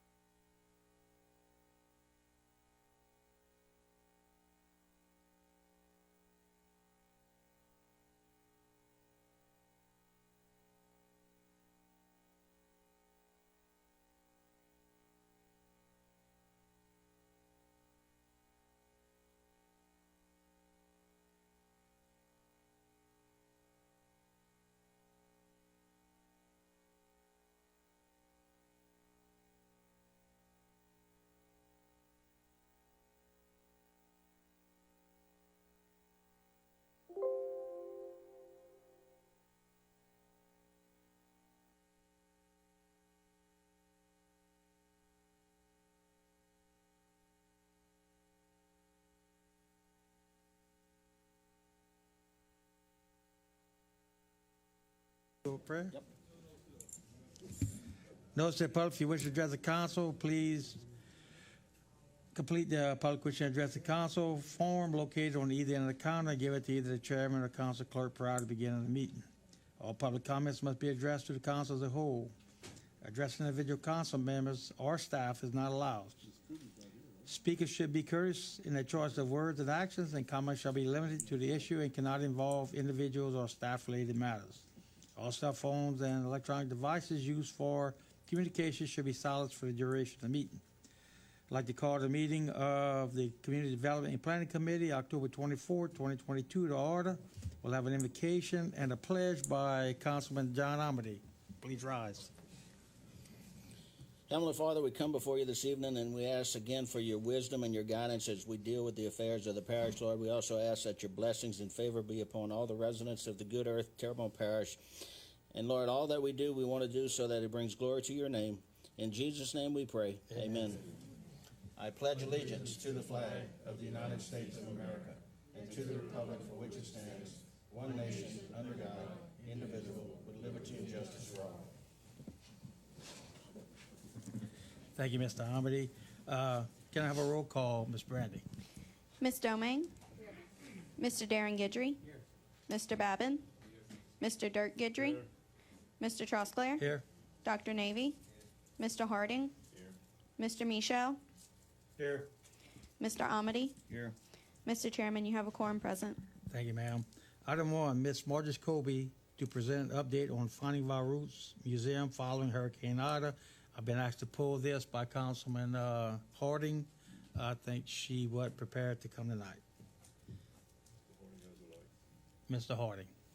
Yes, she was going to give us an update, not just for us, but the rest of the people in Terrebonne Parish to let everyone know the status of this. But she needed some more information, and she's waiting on someone she wanted to attend with her that was not able to attend tonight. So we're going to reschedule that. Thank you. Thank you, Mr. Harding.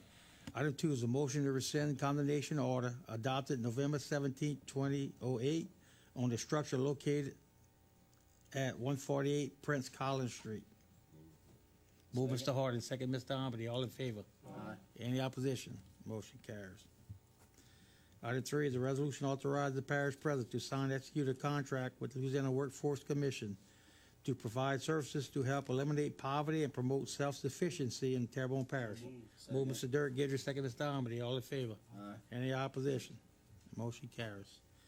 Item 4 is a resolution authorizing the parish president to sign the appropriate agreement with Onshore Materials LLC to construct Phase 2 of La Safe Living Mitigation Terraces project north of Lake Boudreaux. Move, Mr. Dirk Guidry. Second, Mr. Danny Babbitt. All in favor? Any opposition? Motion adjourned. Hold on. I like Mr. Babbitt. I'm definitely in favor of this mitigation, but I want to ask Mr. Toops if he can give us an update sooner rather than later on the northwest section of Lake Boudreaux that has 3 miles of levee that's not complete. Something that's been going on for a long time, and I would just like an update on that if you could, Mr. Toops. Not necessarily tonight. All right. Mr. Babin, I see Ms. Jeannie Bray is here. She may have more information than I can. That's fine. I mean, if she does. Jeannie, do you have any information, or do you want me to get back with Mr. Babin? Sir, Jeannie Bray, Capital Projects Administrator. Are you talking about Cedar Grove? Yes. Yes, sir. So we do have a budget for Cedar Grove, and we have phased that project. We have the water control structure that we're working on right now, and there's a levee and a pump station that were CBDG. They've been designed, but we need to find construction monies for those. So, But it's 3 sections of levee, correct? It's a 3-mile stretch, and I would guess so. I don't know the exact mileage. I'd have to look at that. Okay, but so right now do we have Corps of Engineer approval on it? We are in the permitting phase. That's the NFL levy. I have Mr. Mark Black is also working on that project. I think they're real close in getting that permit. Okay, and I didn't mean to just drop this on you, but this has been going on for 6 or 7 or 8 years. Yes, sir. And it's a crucial part, in my opinion. This terracing definitely helps us. There's no doubt about it.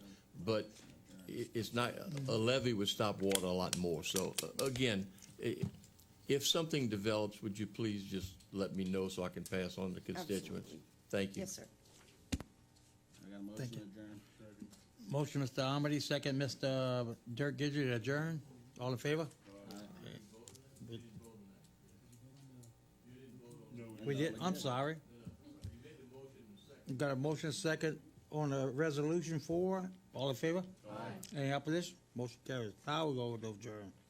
Motion, Mr. Amity. Second, Mr. Dirk Guidry. All in favor? Aye. We adjourn. Thank you all, Jeff.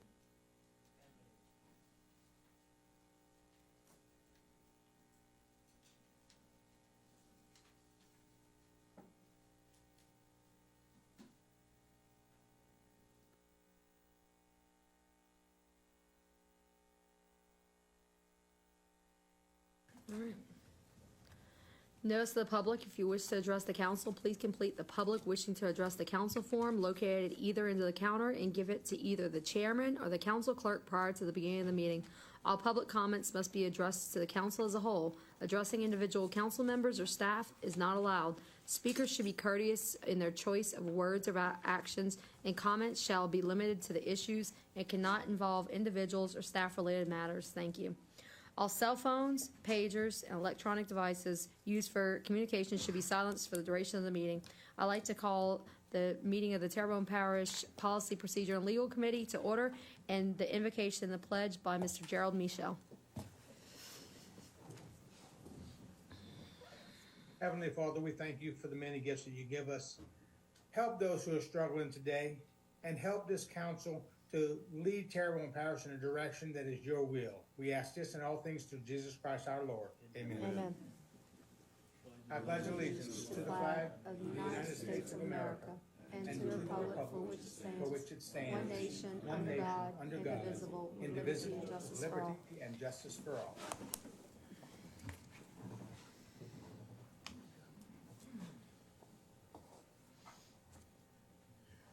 Can we please get a roll call? Ms. Domingue? Here. Mr. Darren Guidry? Here. Mr. Babin? Here. Mr. Dirk Guidry? Here. Mr. Trosclair? Here. Dr. Navy? Here. Mr. Harding? Here. Mr. Michel? Here. Mr. Amity? Here. Madam Chair, you have a quorum present. Thank you. Item 1, approve a waiver of fees for the use of the Barry P. Bonvillain Land Civic Center by the crew of Hercules for their senior citizen Christmas dinner held to be held on Sunday, December 18th, 2022. Moved by Mr. Dirk Guidry. Second by Mr. Darren Guidry. All in favor? Aye. Any opposed? Show one abstention. Show one abstention, Mr. Trosclair. Motion passes. Item 2, resolution accepting the recommendation of the parish administration and the risk management department to continue to contract in place with Leday Corporation for producer of record to commerce on April 1st, 2023 through March 31st, 2024 and March 1st, 2023 through February 28th, 2024. Moved by Mr. Darren Guidry, second by Mr. John Amity. All in favor? Aye. Any opposed? Motion passes.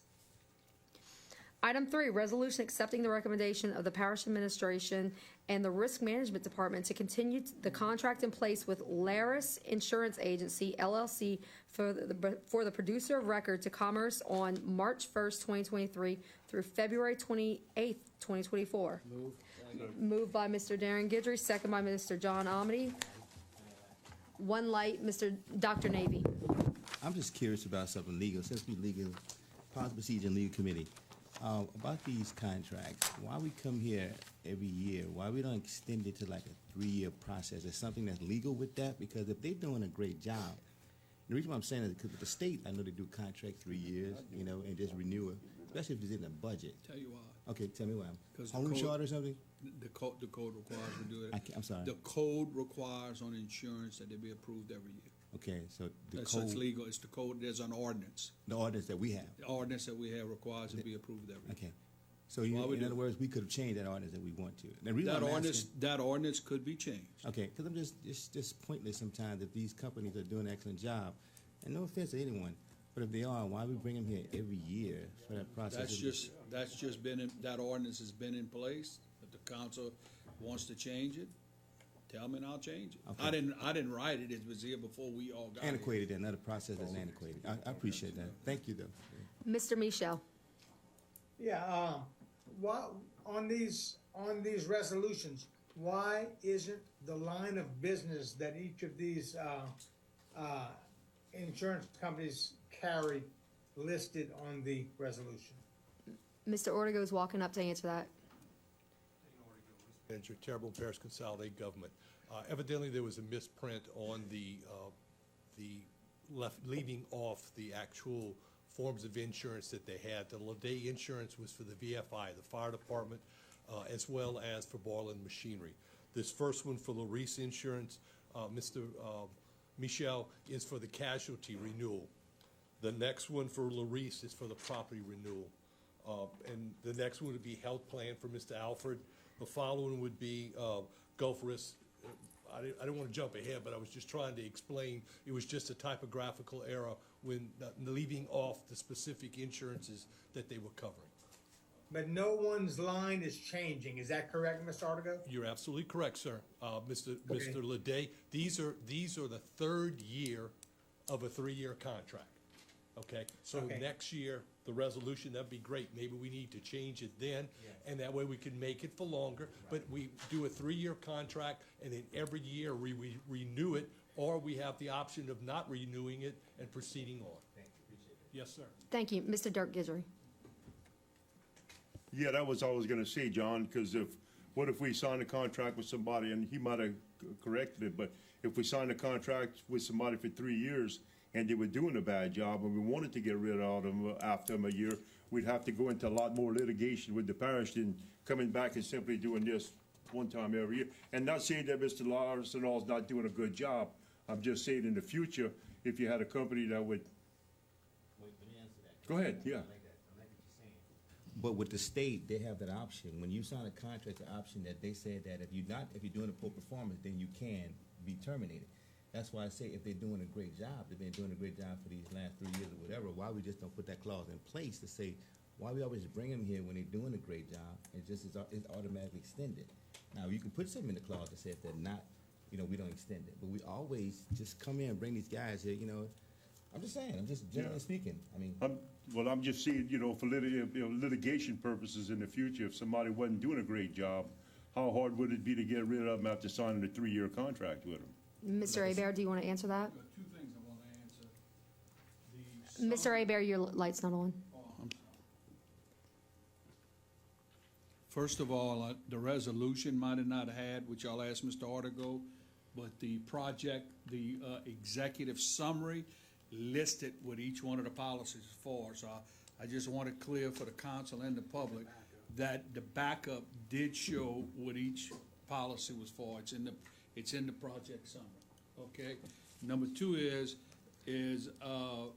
both of y'all are correct. Mr. Guidry is correct and Mr. Navy is correct. The way you would cure that problem, Councilman Guidry, is you would put in the contract, even if you signed it for 3 years, that the contract could be terminated at any time without cause by either the agent or the parish. And you just put it that way.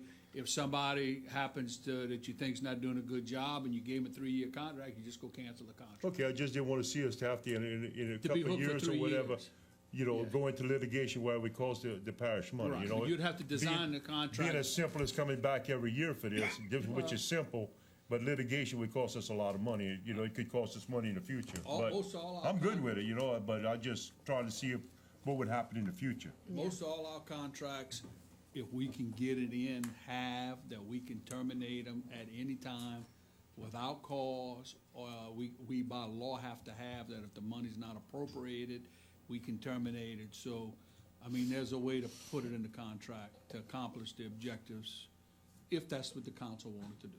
Okay, I'm good with that. Dr. Navy.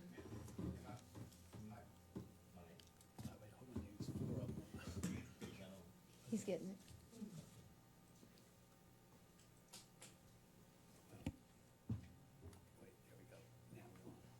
Got it now? Mm-hmm. No, my purpose was only to say that these companies that we're dealing with are doing an excellent job.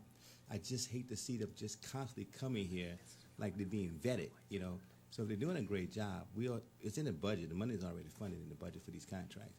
So why don't we just go ahead and extend it? 3 years. I'll say 5 years. If it was up to me.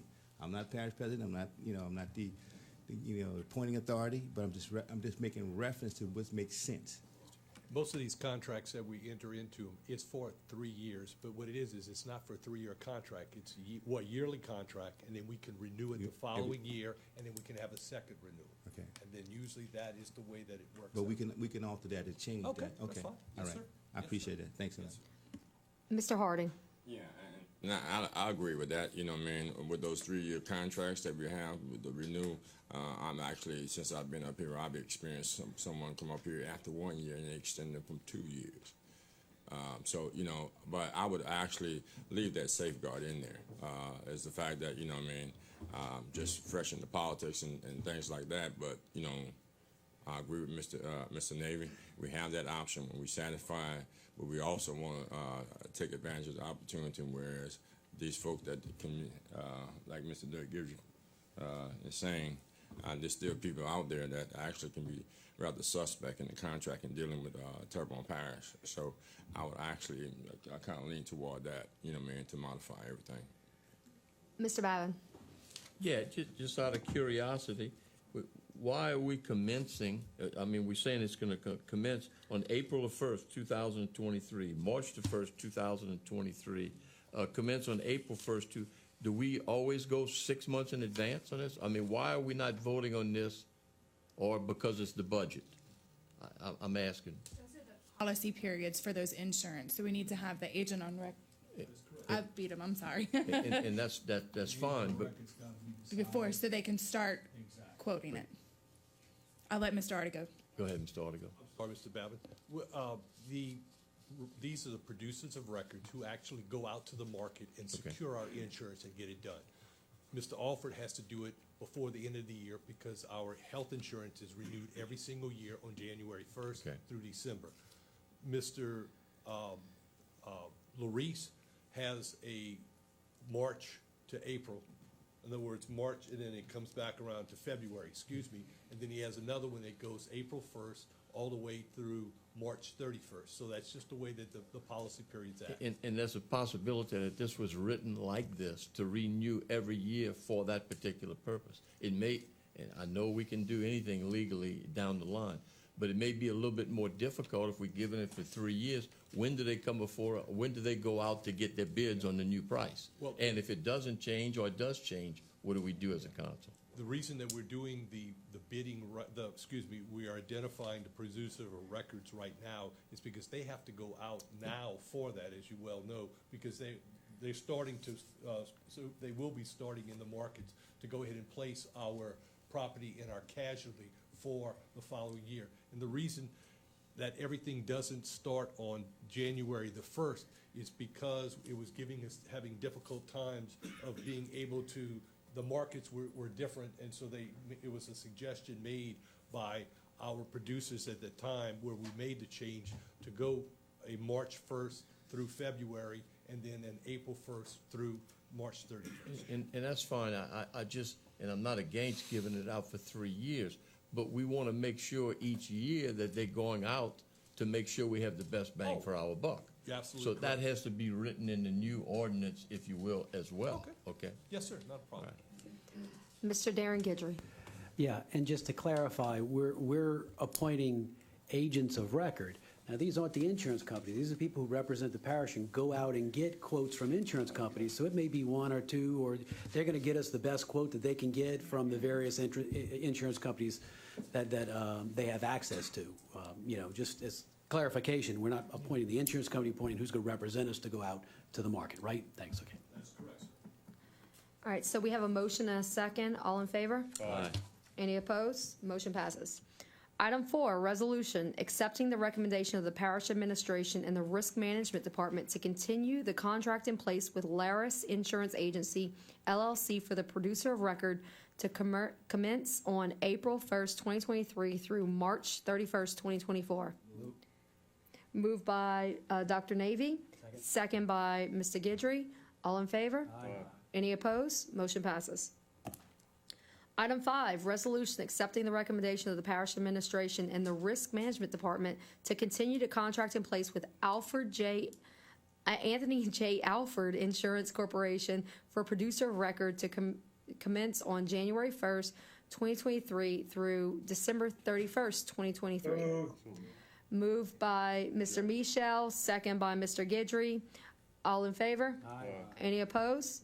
Motion passes. And I apologize for Mr. Alford for butchering his name. Item 6, resolution accepting the recommendation of the parish administration and the risk management department to accept the proposal from Gulf South Risk Services to provide third-party administration for workers' compensation claims commencing on November 1st, 2022 through October 31st, 2023. Moved by Mr. Dirk Gidry, second by Mr. Almady. All in favor? Any opposed? Motion passes. Item 7, a resolution accepting the recommendation of the Parish Administration and the Risk Management Department to renew the contract with Sigma Consulting Corporation for professional consulting services and actuarial, it's a late night, y'all, study for 2023. Moved by Mr. Amity, second by Mr. Gidry. All in favor? Any opposed? Motion passes. Item 8, resolution approving Parish President Gordon E. Dove to sign an agreement between TPCG and Noble Public Adjusting Group for Hurricane Ida property damages. Moved by Mr. Amity, second by Mr. Gidry. All in favor? Any opposed? Motion passes. Motion adjourned by Mr. Dirk Gidry, second by Mr. Carl Harding. All in favor? Any opposed? Motion passes.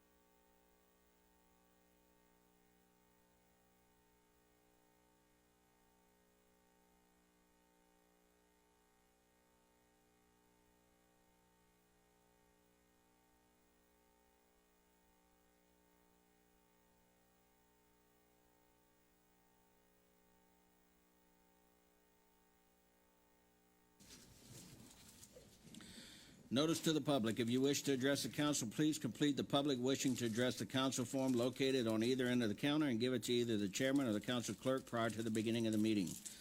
All public comments must be addressed to the council as a whole. Addressing individual council members or staff is not allowed. Speakers should be courteous in their choice of words or actions, and comments shall be limited to the issue and cannot involve individual or staff-related matters. All cell phones and electronic devices used for communication should be silenced for the duration of the meeting. I'd like to call the meeting of the Public Services Committee of October 24, 2022 to order, and I will be doing the invocation and the pledge. Please rise.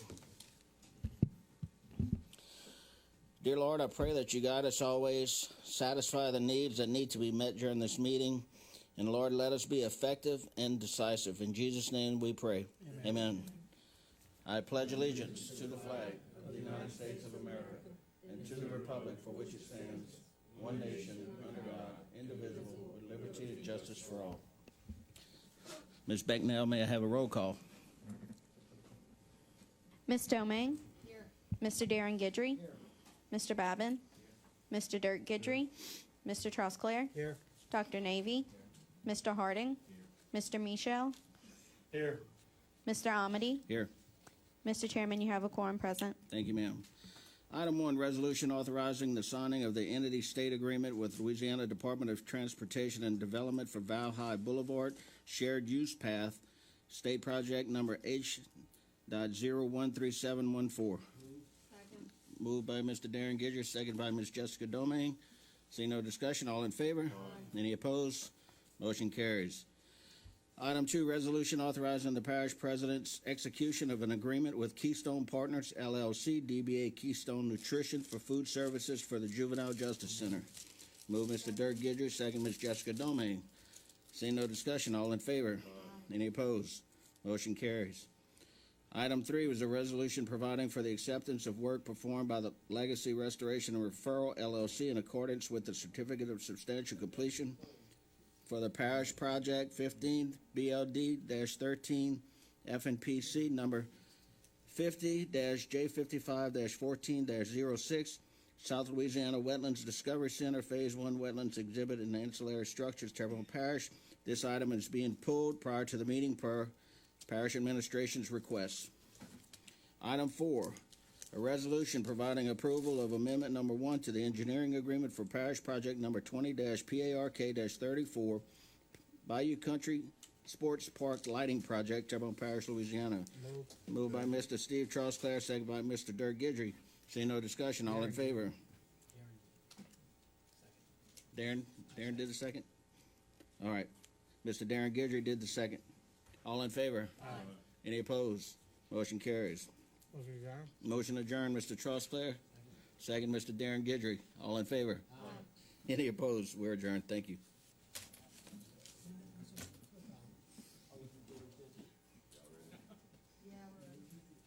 Trying to move on. Just don't let it happen. It won't. Promise. We put on boxing gloves for that kind of stuff. Too tired to argue, too old to fight.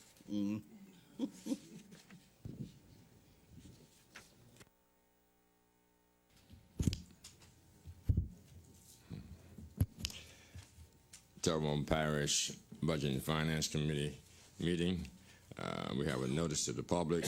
If you wish to address the council, please complete the public wishing to address the council form located on either end of the counter and give it either to the chairman or the council clerk prior to the beginning of the meeting. All public comments must be addressed to the council as a whole. Addressing individual council members or staff is not allowed. Speakers should be courteous in their choice of words and or actions, and comments shall be limited to the issues and cannot involve individuals or staff-related matters. Also, all cell phones and electronic devices used for communication should be silenced for the duration of the meeting. The meeting will now be called to order. I will do the invocation and lead the Pledge of Allegiance. Heavenly Father, as we look within our hearts, O God, and feel as if that we are doing the right thing, O God, let it be so within our hearts with the blessings from above, O God.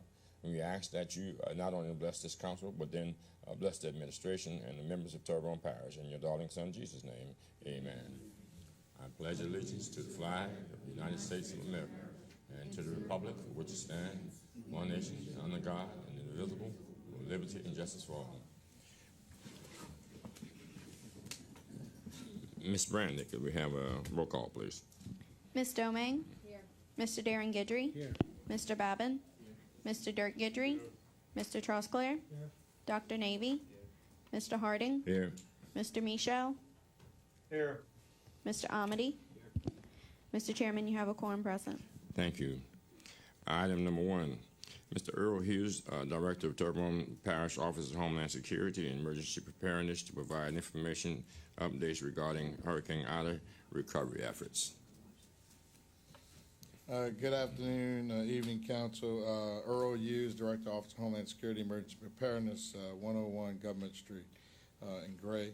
I can give you a report on what we have as far as what's still in temporary housing for the state. We started out with a total of 2,066 residents, 2,066 families in state housing.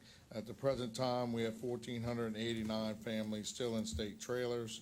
That gives us a total of about 577 people that have, or families that have moved out of state trailers back into their own accommodations.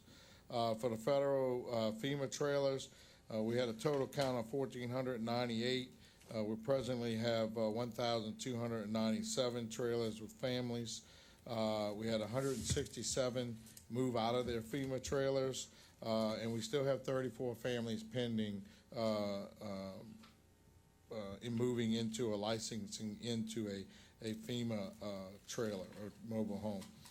So the total between the state and federal trailers, 744 people have moved out of temporary housing back into either their own housing accommodations or some other accommodation that they may have had. So there was a question on whether or not we would be providing bus service to the FEMA park located in Gray. I did speak to the transit department today. They're all working on trying to get buses and transit to that facility either by the end of this week or the beginning of next week for those residents that are in those mobile units located in Gray. Mr. Truscott, please. Yeah, Earl, you may or may not be able to answer this, but I've got several phone calls from people that are concerned because FEMA's gonna start charging rent, or supposedly sent notices out that they were charging rent for these trailers and stuff. And then also, I had worked with Chris last week on trying to get someone into a trailer. My question is, are these people going to be paying rent from the day they get in it if FEMA's starting to charge rent to people that are living, or is that not going to happen? Do you know anything about that? Chris, what I know of is that FEMA will start charging rent for people that are in trailers at the present time. Now, whether if you move in right away, whether you start renting out, I don't have an answer for that. Chris may have an answer for that, but they will be starting to be required to pay rent in the coming future. Chris? Yeah, I can. Okay, so everything FEMA does is based off of the date of the event. So at 18 months after the date of the event, that's when they would typically start charging rent for those units. Now, the amount of money or the rent that's being charged is based off of the HUD average. However, it is possible for FEMA, for the GOSEP to request a reduction in that rent from FEMA. I think the minimum that they have to charge is $50 a month. So it's anticipated that they will request such a reduction, but to what amount, I'm not sure yet. But regardless, if you are 17 months and 30 days out, and then the next day you move in, you're going to be paying rent from day one. Okay, and so my next question is,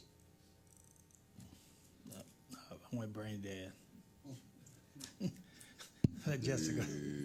So they do everything in 6-month blocks. So after 6 months, they'll reassess if they want to extend the program again, and rent as well. Okay, Mr. Okay. Good. Still, Mr. Truckman. Or I know whenever we, the parish waived, all our, code requirements and stuff for the duration of the, basically, my understanding was, if I remember right, it was 18 months, the FEMA program. So do we have to come back and re-extend this thing, or is, does FEMA have any idea when they're actually going to pull all that stuff out? Do we have any dates for that? Well, we don't have a date for that.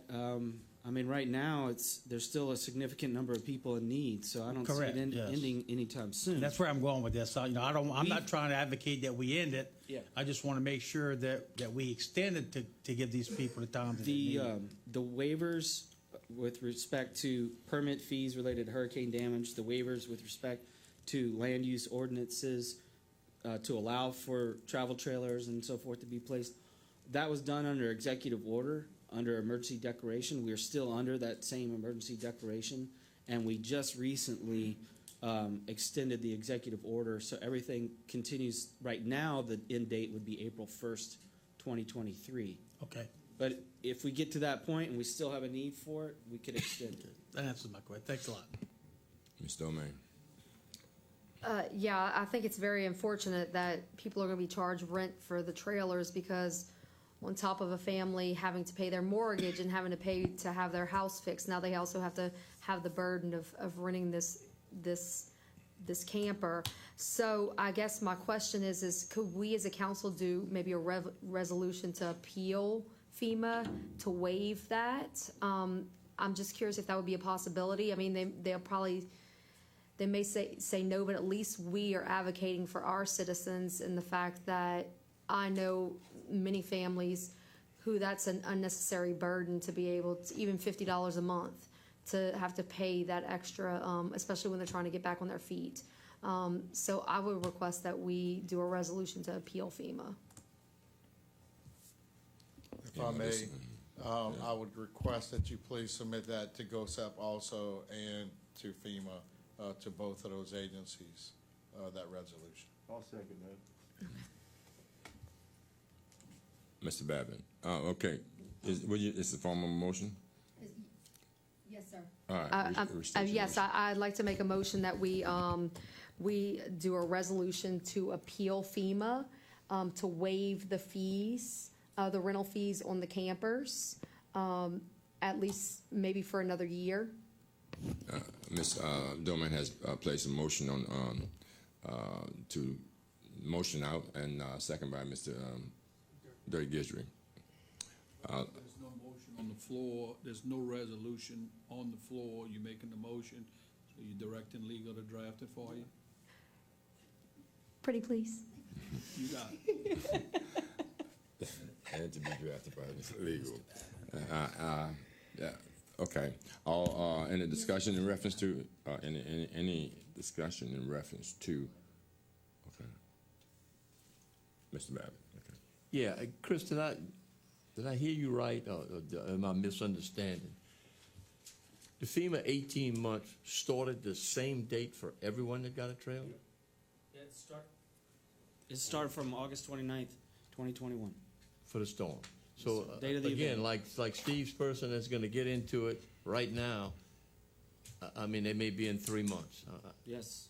That is, and again, I don't know how you could change it, but I mean, that just seems like if they have documentation to show when somebody was handed the keys to move in there, the 18 months would start from there. And that would go along with Ms. Dominguez saying, people that can't afford it. Because there's a lot of people that, I mean, it might just be a year. Some people, it took 6 months to get into a trailer. It's just not, that just doesn't seem fair to me. And again, the people that need it the most are the ones that are getting hurt the most. So, in any event.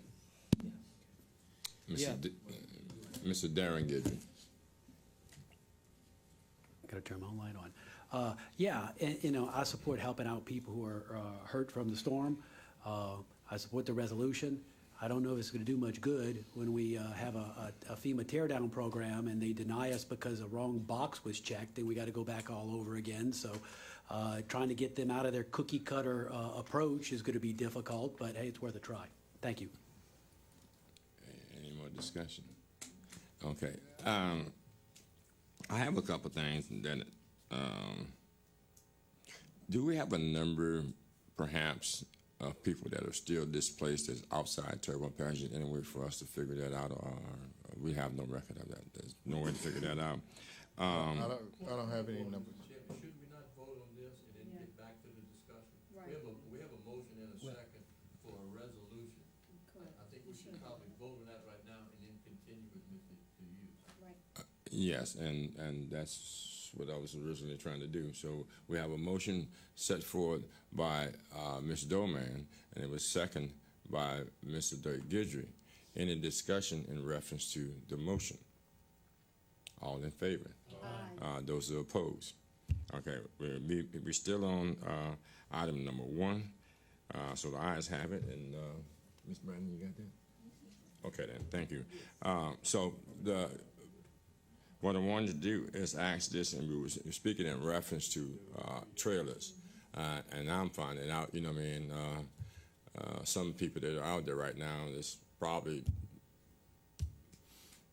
biting the wood off the edge of their tables and stuff like that, saying they need to find somewhere else to stay, or they're going to need some money later on. There has been rumors that some people can buy trailers and some people cannot buy trailers. It was put out there, nothing that really edged in stone. And I know Mr. Hughes and Chris, you do great work. Either of you could fill in on that particular position, whether the people can buy or not buy trailers.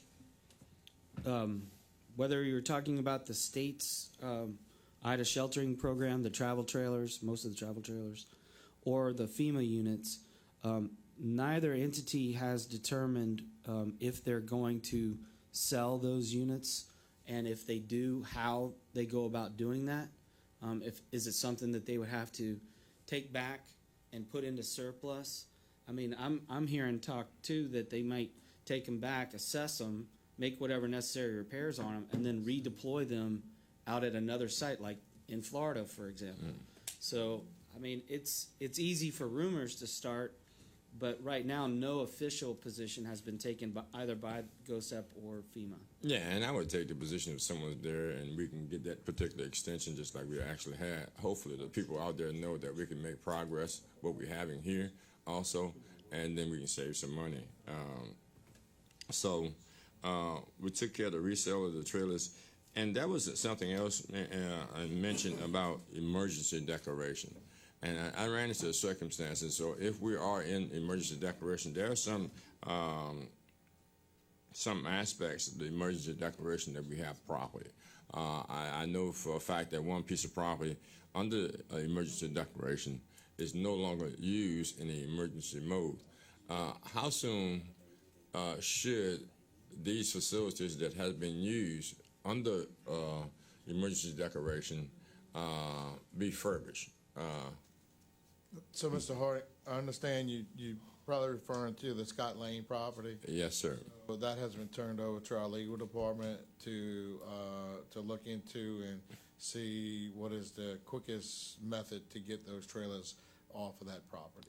Yes, I think there may be a couple of other areas that, they need their turf that's actually taken care of. I don't know, I went down Montague sometime back and they lost a whole building. I don't know the circumstances over there, but even a place such as that, if they had any association with the emergency declaration, that's part of the restoring process. That we have the money available or the companies that were there. The suggestion would be that I'm glad legal has it right now, so I appreciate that effort. So the original company that had the contract for Scott Lane is willing to bring it back to where it was before Hurricane Ida. Right. They have to get the trailers out in order to do that. Yes. You mentioned Montague. They had some damage out over there. That company has done the restoration out in Montague already. Okay, yeah. So, and we haven't had anyone housed at Scott Lane since March, and they still have the trailers over there. So, I'm glad legal's involved with this. We just want to get the kids back on the playground because, I'm all for it. When we had people to places to stay and live and shelter and stuff like that. But then once they're gone, it's time for us to put the kids back on the playground. And I appreciate your efforts for coming up here. I also appreciate the efforts. Looking forward to sending the transit out there to those people so they can get transportation and they can shelter in. And I'm gonna take care of hopefully we can take care of the internet problem in that area too, because winter is coming. We don't want people just sitting at home looking at the walls. Thank you very much, Mr. Hughes. Anyone else? Thank you. Item number 2, introducing an ordinance to acquire in full ownership of the following properties or adjudicated to the Terrebonne Parish consolidated government for the public purpose, partial number 36938, with owner of record Eddie Diggs to address other matters related thereto and call for a public hearing on said matter on Wednesday, November 16, 2022 at 6:30 p.m. Move, Mr. Armady. Second by Mr. Dirk Guidry. Any discussion? All in favor? Those are opposed? Motion carried. Item number 3, introducing the ordinance to acquire the full ownership of the following property adjudicated to Terrebonne Parish consolidated government for public purpose, partial number 41866, with municipal address of 141 Shirley Street, with owner of record Lloyd Outdoor Advertising to address other matters related thereto and call for a public hearing on said matter on Wednesday, November 16, 2022 at 6:30 p.m. Moved by Mr. Armady. Second by Mr. Darren Guidry. Any discussion? All in favor? Those are opposed? Motion carried. Item number 4, to review the 2023 proposed budget for the following departments and agencies. And at this time, I'll turn it over to Ms. Candace Malden. Thank you, Mr. Harding. So tonight we will continue with our budget hearings. The first one we're going to go over tonight is Terrebonne ARC. We're going to look at the budget highlights on page 177. A 5.21 mil ad valorem tax renewed by voters November 16th, 2013 will generate an estimated $5,207,419 in 2023. Terrebonne Parish currently has a cooperative endeavor agreement with Terrebonne ARC to provide services, which is estimated at $5.1 million for 2023. An independent budget is adopted by Terrebonne Arc Governing Authority for their fiscal year, June 30th, and it is submitted annually to the appointing authority of this council. We will then go up to the front. No, never mind. Go on. Parish President's budget, we are going to look on page 75. In January 2013, ordinance number 8258 established the compensation of the parish president effective upon the term beginning in 2016. The annual salary is computed as the average salary of the parish sheriff, the clerk of court, and the assessor, and is certified annually by the human resource director. Also for the 2023 budget is capital in the total amount of $19,500. $12,000 of that is for the council room video recording. $5,000 is for a laptop computer for the live streaming. And we also have $2,500 for a laptop computer for an employee and administration. Next is the finance accounting department. On page 81, we are going to eliminate one accountant, one grade 206. We're also requesting capital of $22,000 for some new copiers and some new office furniture. Customer service, we are going to look on page 84. The budget highlight here is the capital to update the surveillance equipment for our customer service department. Moving to the legal services on page 87. The estimated parish-wide legal fees for 2023 for general is $941,000. Litigation is $678,000. We also have, again, in 2023, the legal assistance to low-income persons with Southeast Louisiana Legal Services for $30,000. Mr. Danny Babbitt. Yeah, Jules, I'm going to direct this to you, and it's nothing personal, but I'm looking at the chart on page 86, and I see a steady increase from where it was to where it is now in terms of total obligation, in terms of legal fees. What has changed over the last 4, 6, 7 years that it has increased that much? I mean, is it we've had that much more liability in the parish or more problems? What? It's all, well, first of all, the rates went up. Correct. Okay. Second of all, you would expect over time that your legal rates would go up and your legal expenses go up by pure de-inflation over 8 years, okay, which the legal department has not been increased. Third of all, we pay everything. We're not paid for our staff, we pay all our staff. And the other thing is, it all has to do a lot with volume, but it also has to do with results, okay? And I can assure you, I think that if you check and see the amount of money that was paid out in the past compared to what's being paid out now, that the parish is getting its bang for its buck. Ask Mr. Ortego. Okay, no, I'm just asking a simple question because I get asked about the budget constantly. First of all, as you know, this administration inherited Hollywood Road. That's still ongoing and all those projects. We inherited Parkwood. We inherited LIPA. I could go through, Mr. Babbitt, and name it. I mean, it's endless. It has a lot to do with the volume of work.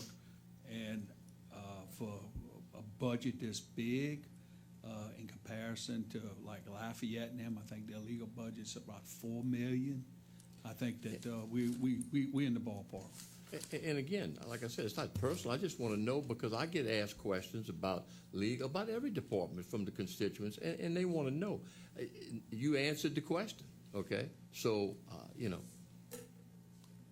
I mean, if you're taking it personal, Mr. Hebert, it's not. I'm not taking anything personal. Well, I'm not taking anything. It's your right. I think the answer would be there is the fact that increased volume, and then Mr. Babbitt was asking the question just to ask why there's an increased volume, and just not discussing really the reasoning for the cost is the fact that what he sees on the piece of paper. So we have the reason that we have the question, we have the answer. Any more discussion?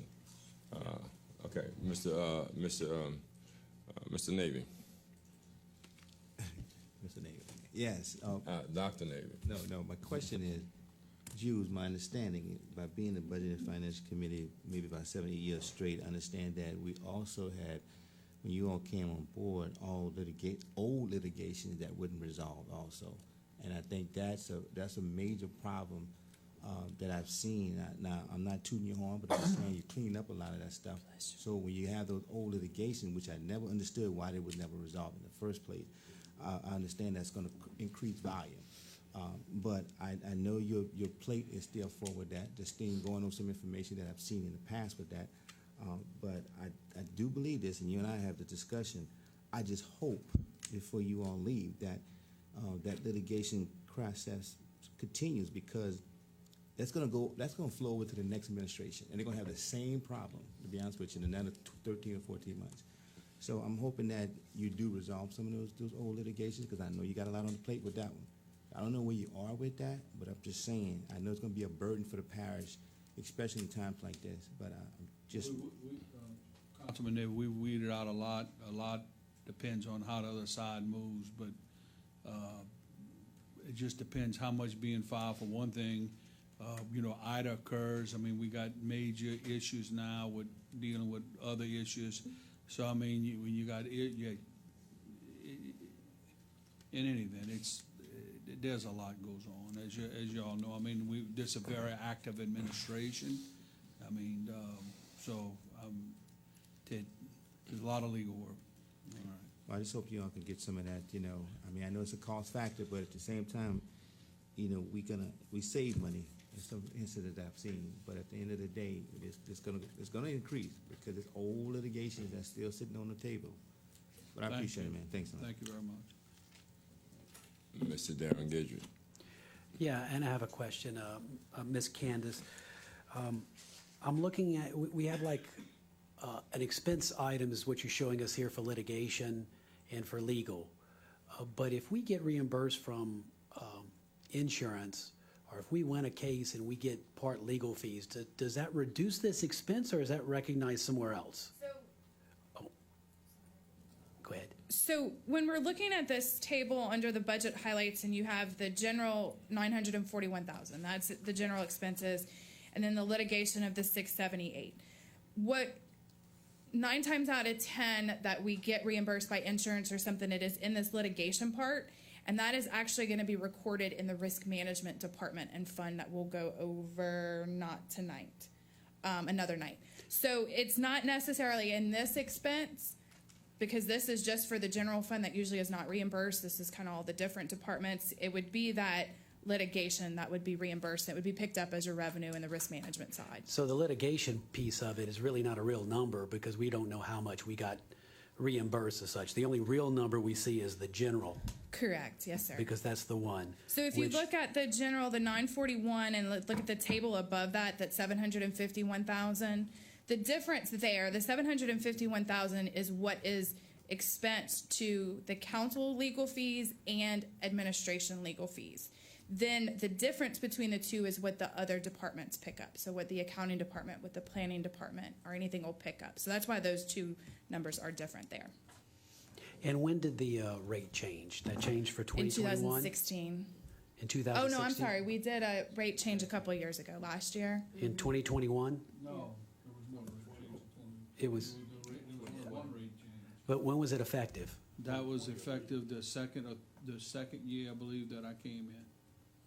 2000. It's been a long time. It's been a long time. Wow. We went from 150 an hour. That's what it was. We went from 127.50 to 150. Went up $22.50. Feels like it was a year ago, but it was longer. Okay. Thanks, Ms. Malden. That's Mr. Babin. Go ahead. Yeah, it was in this term of office because I voted for it. Okay, so it wasn't in the last the first 4 years. It's been within these last 3 years that we did it. I think it was probably right before Ida, if I'm not mistaken, or sometime early in 2021 or late 2020. But it doesn't go back to 7 or 8 years ago. What happened was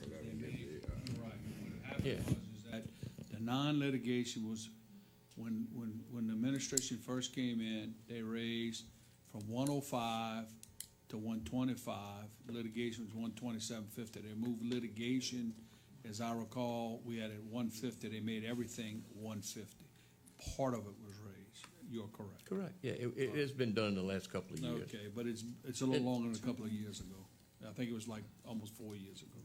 No, 3 it years couldn't, ago. because I wasn't on the council 4 Last years year? ago. Okay. Yeah. Is what I'm trying to say. A number of us weren't on the council at that particular point. And so that reflects some into these numbers I'm looking at in the chart, okay? I'm just asking for just a description of where it comes from, and you gave us the description, so thank you. Mr. Darren Guidry. Yeah, and I agree with Mr. Babin, and I'm looking at the generals, and I see a difference between 2020 and 2021. We have an increase, which could be part in because of this increase in fee. But the 941, we feel comfortable with that number, because that's going to be lower than what we had in 2022. So the way that we do it is we take what we had in 2022 to date when we did this, and we kind of estimate it out. Now, some of these cases that we're referring to are actually charged to the general fund, because they are not, it is us that is suing somebody, and it's not them suing us, so it gets a little bit different. So we know that we suspect that either it's going to be settled or that there's not going to be as much activity for next year, so we kind of estimate it based on what's happening with all of these. It could also be, I know Chris had something a couple of years ago in planning that kind of built up some costs, but we know that that's been settled as well. So I'm pretty comfortable with the 941 based on what it is. Now, I'm not saying something's not going to come up next year that's going to cause it to increase, but where we are now, that should be a good number. So you feel comfortable that we're going to drop 20% in general legal fees? Yes, Thank sir. you. And it sounds like a great idea. You know, I mean, we just have to look at Mr. Hebert's docket. And actually, this is a 15% increase in this particular area, right? 15.03, right? Yes, sir. Okay, then. I think we are on budget planning department. Planning and zoning, yes, sir. So we're on page 90. We have some personnel changes. We're going to transfer one admin tech 1 to 151-194 code violation compliance department, and we're going to eliminate one citizen inquiry coordinator grade 207. We're also going to have capital purchases of $43,000, one new truck, and one laptop. Then we'll move over to code violation. And the only change here, or the only budget highlight, is that transfer of that one admin tech 1 grade 101 from the planning and zoning department.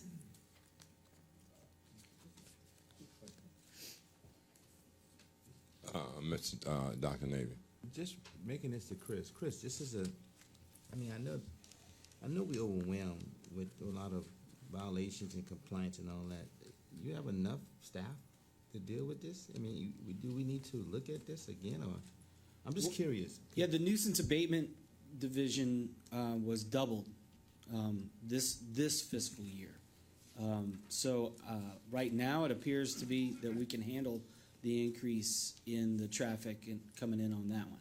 Now, the planning and zoning and code enforcement, we have now also have a new position this fiscal year. It's a code enforcement inspector that kind of handles a broad range, not building inspections, but code enforcement inspections. And for the time being, I mean, I've still got a position that I've yet to fill, a staff planner, but we do have under contract for professional services agreement with a planning firm that can basically help us with our staff planning needs. Okay. I know you're being very modest, but I'm just curious about that, making sure that we still have a lot of issues in the parish, and I'm just wondering if you have enough staff to handle all the situation that we're dealing with. I'm just curious about that. Well, right now I feel comfortable with the number of staff that we have in-house. I would like to get that position filled. Okay. It's a specialized position, though, with a set background that we're looking for. But we have a number of consultants that are helping us with the specific needs that we have now. All right. The last thing I want to do is bring people on, and then we have them for, a year or two, and when things start to simmer down, then we got to start cutting people loose. All right, appreciate it. Mr. Amadou. Thank you, Mr. Chair. So the position that's unfilled is still budgeted, it's just unfilled. Right. And it takes, a person with special skills. The contract for the additional help that we did, how long does that last? Do you know? I think right now it's 2 years. I think so.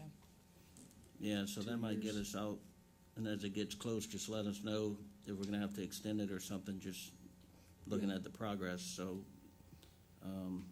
I think that really helps, thank you. Mr. Babin. That was actually my question too, so thank you. All right, moving on, we are going to go to the Bayou Terrebonne Waterlife Museum, which is on page 108. If you remember earlier in this year, we approved, the council approved a contract with the South Louisiana Wetlands Discovery over the next 10 years for them to run the museum. So that is the $50,000 expense here. And because of that, we are able to eliminate one admin coordinator to grade 106. Then the marina is on page 116, and there is a capital request of $10,000 to upgrade the lift station and pump out. Next, we will look at the coroner's office, which is on page 98. So this is the actual budget for Terrebonne Parish government that goes towards the coroner's office. We have one capital request of $55,000 for a purchase of a new vehicle. The other expenses are the same. And if you'd like, in the back of the book, the actual coroner's office budget is presented on page 345 as well. Then when we go over to page 110, this is our publicity account. We have holiday expenses and parades for $40,000, which is the same as 2022. Co-sponsorships of various events, $25,000, same as 2022. The parish publicity is $250,000, a $50,000 decrease. Rougarou Festival is $20,000, same as 2022. And we have various after-school programs, $25,000, which is also the same as 2022.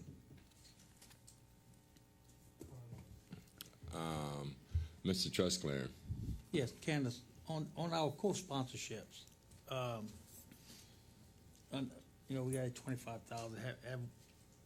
We haven't ever had to deny a co-sponsorship. We've always had enough in that budget to. No, so we've never denied any co-sponsorships. And if it ever came to that point, we would come to the council and ask for an increase. The only time that anything it hadn't been declined, but it has been, we took it out of the budget because of budget constraints. But we've never declined anybody when we had it appropriated already. Okay, thanks. Mr. Babin. Yeah, so just quick math. I mean, if it's $25,000 and $600 is the normal thing, we're talking about only 41.6, 42 events. That covers everything in the year? Yes, sir. Okay. No. So let me caveat that with this. So the past 2-3 years, COVID, hurricane, we haven't had as many events. I think you're going to see a lot more happen over the next year. So that number may have to fluctuate based on what's coming in. But in the past and even prior to all of that, the $25,000 was okay. Well, it did cover it. Okay. Yes, and then sir. the only other question, the reason for the decrease, the $50,000 decrease in parish publicity, we stopped some of the We just stopped some of the memberships, if you will. Yes, sir, and it's just more based on what we're seeing happening for this year to be consistent with 22 going into 23. Good, thanks. All right, going to emergency preparedness. This is going to be on page 118. We have a capital request of an upgrade of audiovisual equipment, $59,660. So this is to complete the upgrade for some of Earl's equipment at the OEP. Okay, then moving on to juvenile detention. We are going to look on page 126. Juvenile detention has ad valorem taxes of 0.96 mils and 0.94 mils, and it is estimated to collect $1,899,059 for 2023. We have some revenues generated from housing state DOC juveniles and from Office of Youth Development for $40,000. We have revenues generated from housing out of parish juveniles, and this is estimated to be $150,000. We have a general fund supplement of $605,000, which is an increase from $25,000. The juvenile detention does transfer out $250,000 to the criminal court fund for the Spark program, and they have a capital request of $2,500 for some carpeting in some of their offices. Okay, next is going to be our recreation department. So we will look on page 179. We have a 2.21 mil ad valorem tax, and it will generate $2,208,905. We also have some registration fees that are proposed to generate $111,440. The Special Olympics is the $51,032. And summer camps is $265,000, which is a $65,000 increase because that does include the esports program that was presented to the council a couple of weeks ago. And the detail is in here. We have one personnel request within the TPR administration, and it's to add one part-time gym supervisor and eliminate one part-time senior groundsman. Mr.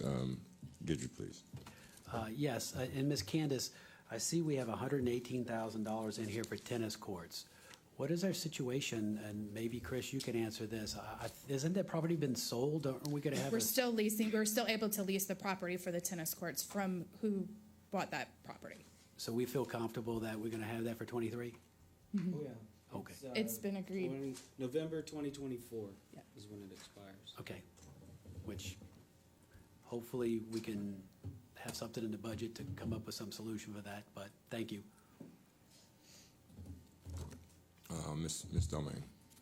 Yeah, I just have one question regarding the esports. Is that a contract with Nicholls State University? So all that it is in now is a $65,000 budget number. When 2023 starts, we will do the agreement with whoever the council wants to do that agreement with for the esports. So right now it's just saying, hey, we're going to appropriate the funds, and in 23 we'll determine how it's going to be run. All right, thank you. Yes, and I did notice the e-sport. That was a presentation. It's good to see it's in this budget. It's really good to see it's in this budget. Okay, thank you. Yes, sir. So moving on, we have the Parks and Ground, which is on page 147. We have a maintenance contract for grass cutting and park maintenance. It's $120,000, which is a decrease of $2,000. And that decrease is based on the actual contract agreement. So that's why it is a decrease. And then our air-based splash park, which is on the following page, there are no significant changes for that.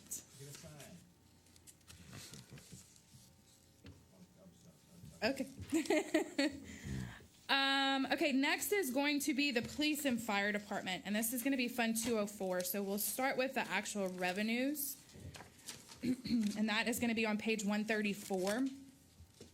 So we have ad valorem taxes of 6.2 mils, 5.08, and that is both for city and police protection. In 1965, the parish levied a 1% parish-wide sales tax equally divided by the police jury, City of Houma, and school board. The 1/3 City of Houma portion has been dedicated through the budget for the use of public safety, and it is projected to generate $10,136,396. Insurance occupational licenses in the City of Houma are proposed to collect $875,000. Occupational licenses is $206,800. Court fines are proposed at $65,000, and we do have a general fund supplement of $500,000. Then if you flip, do you want me to finish police and fire, or you have a question for revenue? Okay. So our police department on page 136, we do have the 2% increase adjustment across the board that is mandated by state law. They have some capital requests of $130,000. It includes fencing at 2 locations, some new computers, some portable radios, and some office furniture. Mr. Navy, you want to ask me now, or you want me to do fire? Okay. On the new substation we're gonna have that we're building, we're funding a police officer there. And I want to ask this question. I see that we have an increase of 60%. We cut years ago some police officers, if I'm not mistaken, Chief, I think we did cut some employees.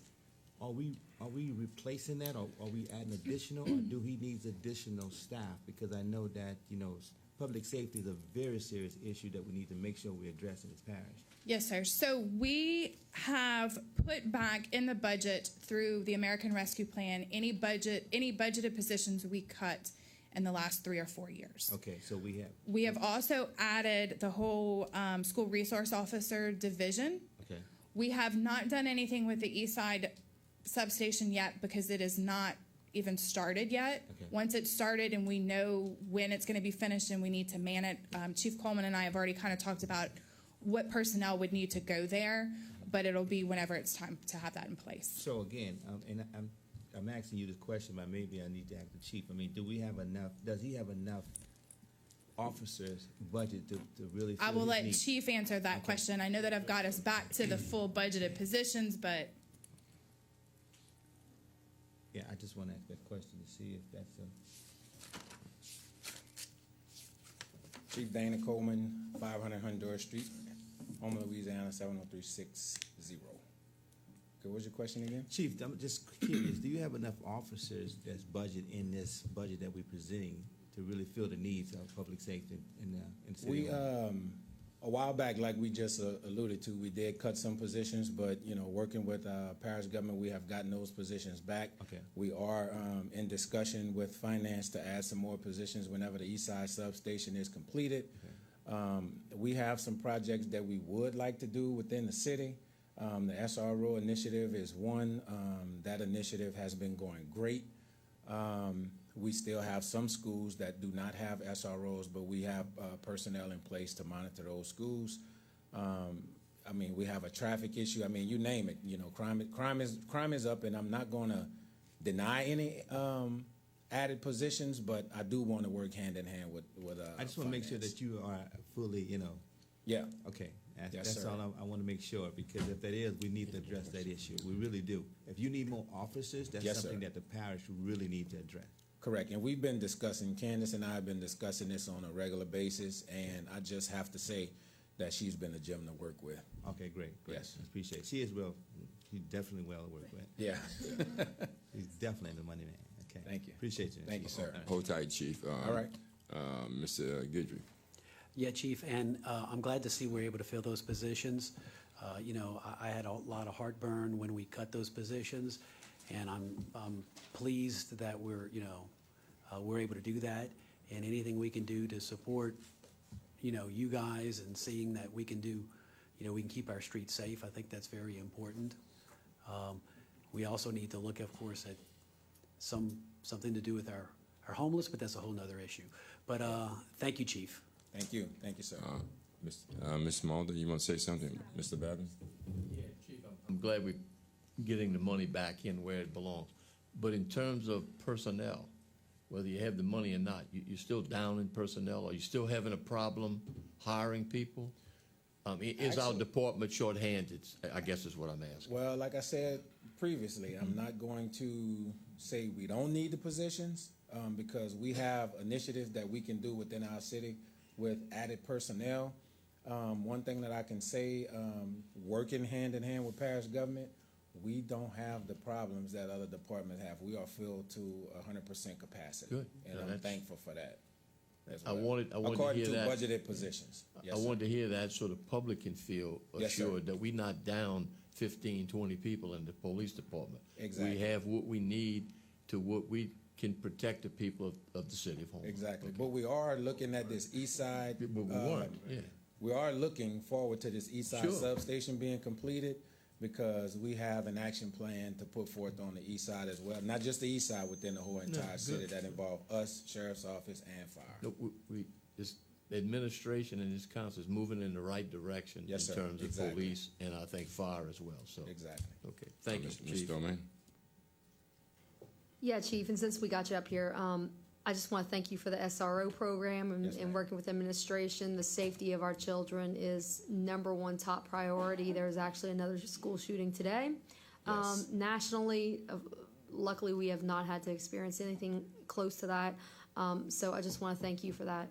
And thank you. You bring up school shootings, but we also have, football games that are going on where we've increased our personnel at those games. If you watch the media, there was a shooting at a football game in Bogalusa. So we keep up with those current events, and I'm a firm believer to be proactive and professional. So we are ahead of all of that as well. Absolutely. School dances, all of those school Everything. events. Yes, We ma'am. truly appreciate that, sir. Thank you, ma'am. And I look at this budget, sometimes things that pop out to me, and it's those things that are low in percentages, and I think Mr. Navy and Mr. Babin and everyone else here want to address the issue. It went from 40 to 60%, and the increase of people said increase the number of police officers employed. And that was another thing over here, replace aging gas masks and things like that. You went from 25 to 40%. We want to make sure that you have the proper things here. It says link from 0 to 40%, link body cams to activate the lights and sirens and engage the police vehicles and stuff like that too, you know what I mean? So that's 40% right there. And one more thing that was under 60% or 70%, and with half increases of training the officers for LIBR. I don't know what it is, but then, you know what I mean, if you're just going to... That's associated to our reporting system, Libra's errors. Okay, then. Yes, So, sir. you know what I mean, with those things right there, and if we can actually look at everything across the board, especially body cams and daylight, and these times of days, those body cams are very, very important, you know what I mean, on both sides of the fence. We want to not just protect those people, we want to protect you guys too. So we want to make sure that we actually covered there, and then we're going to cut down on the caseload for Mr. Abear. Yes. So, but we'll be okay with that. That's the only things I wanted to make sure that you got enough people and enough things to actually protect yourself. You know what I mean, Ms. Morgan. Yes, sir. I just also want to add, it's not specifically in this budget because it is with the American Rescue Plan money, but we have put forth, I think it was $100,000 in 2023 for additional crime cameras. So that is in there. It's not specifically here, but we do have it. I know that was several council members' wish list, so that is in there. All right, moving on to our fire department. We have their retirement rates for 2022 is 33.25, and that'll carry over into 2023. We do have the 2% adjustment across the board as mandated by state law. We have one transfer administrative technician, grade 101, from a part-time to a full-time. And we have a total of capital $876,000. We have some for equipment, some for the aerial ladder truck, and one motor vehicle. And I am glad to say that the $800,000 that we're adding for the ladder truck will allow them to be a total of $1 million. So hopefully in 2023 they'll get the needed new fire truck that they have been asking for. Anyone else besides me? Mr. Darren Gidry. Good. So does this mean we're also going to be able to upgrade the fire truck that's over there on St. Charles? Because we were using a really, really old truck.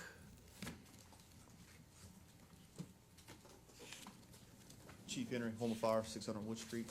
Yes, the anticipated truck that we're going to buy will replace the one on St. Charles Street. Amen. Thank you. Mr. Pulaski. I was just going to say, I saw a really old fire truck in the Bicentennial Parade. Maybe we should look to replace that one, too. I think that's a 1913, isn't it? Or 1911? 1918. 18, okay. What? That was the one they had on at St. Charles. Oh, my mom.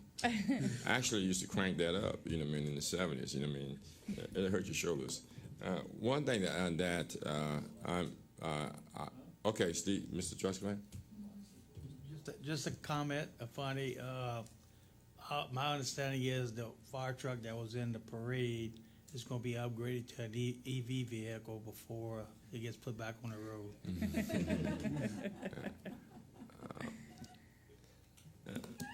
I looked at when the police chief was here. I'm looking at percentages, and on page 141 it says to improve home and fire department buildings, fleet, and equipment. We have 50%, 75%, 50%, 75%, 50, 50, 50, 50. I also looked at the fact that it seems as if that you are 7 firefighters short, firefighters. And you basically kind of working with a captain driver situation there, or you have a combination of your firefighters that you actually, because you have been housed, so you're responding with 2 fire trucks and a greater firefighting force. I see your numbers are down. So all our structural responses are going to be 2 engines and a ladder, so each apparatus is equipped with 3 personnel each. Okay. We are covering that shortfall with overtime right now. We're in the process of trying to recruit. That seems to be the biggest problem right now. It's just people not coming in. People not coming in. So I just want to make sure that, you know, we got a firefighting force, you know what I mean, and your equipment. And that page 141, you know what I mean, I don't know, I'm just speaking personally, you know what I mean, we want to see if you can get better than that, going from 20% to 50% or 10% to 50%, you know what I mean. I would like to see numbers better than that coming from you, coming to you, not from you, coming to you from up here, you know what I mean. So like build a new air-based fire station, replace firefighter helmets, you know what I mean, helmets. First fire I went to, I got hit in the head from a ceiling joist, you know what I mean. The good thing I had a helmet that was sufficient, then it actually almost knocked me out. So you want sufficient equipment, you know what I mean. And if you want it, put it in, you know what I mean. Don't be ashamed to ask for it. You know what I mean? Just like we're going to do with the police officers, we're going to do with the firefighters too, because we want to protect y'all. You know what I mean? We pay y'all less than athletes. You know, so, you know, I'm from the EMS, you know, so I had to make mention of that. We coming here and we giving you 50%? Well, we did put in for the helmet, specifically the helmets. That's going to be a 2-year process for upgrade. So this year, administration has given us that money, and then the following year, we'll replace the rest. Okay, well, you know what I mean? I'm not going to hide the fact that I'm a retired firefighter, and I want y'all to have what y'all need, because that's it. Thank you. Anyone else? Okay, thank you, Chief. Ms. Malden. Okay, moving on to our finance purchasing department on page 256. The purchasing division is funded by an allocation charge to all departments that process purchase orders and requisitions, and 6% of the adjudicated property sales. So this total allocated revenues projected for 2023 is $845,791. The personnel, we are going to add 1 admin coordinator 1, grade 104, add 1 admin tech 2, grade 102, eliminate 1 senior procurement officer, grade 208, and eliminate 1 procurement specialist, grade 107. And then next is our information technology department. So this is on page 259. We have some information systems fund derives revenues from the departments that it services. Those projected user fees are $2,255,971. We do have 1 personnel request that got kept off of here. It is deleting 1 programmer, grade 206, and adding 1 web developer and graphic designer, grade 208. So it's just changing that grade of that position. And then there is also a capital request of $82,900 for server upgrades and new computers. Ms. Malden, thank you very much. Thank you. Item number 5, motion adjourned by Mr. Danny Babin, second by Mr. Motion to continue.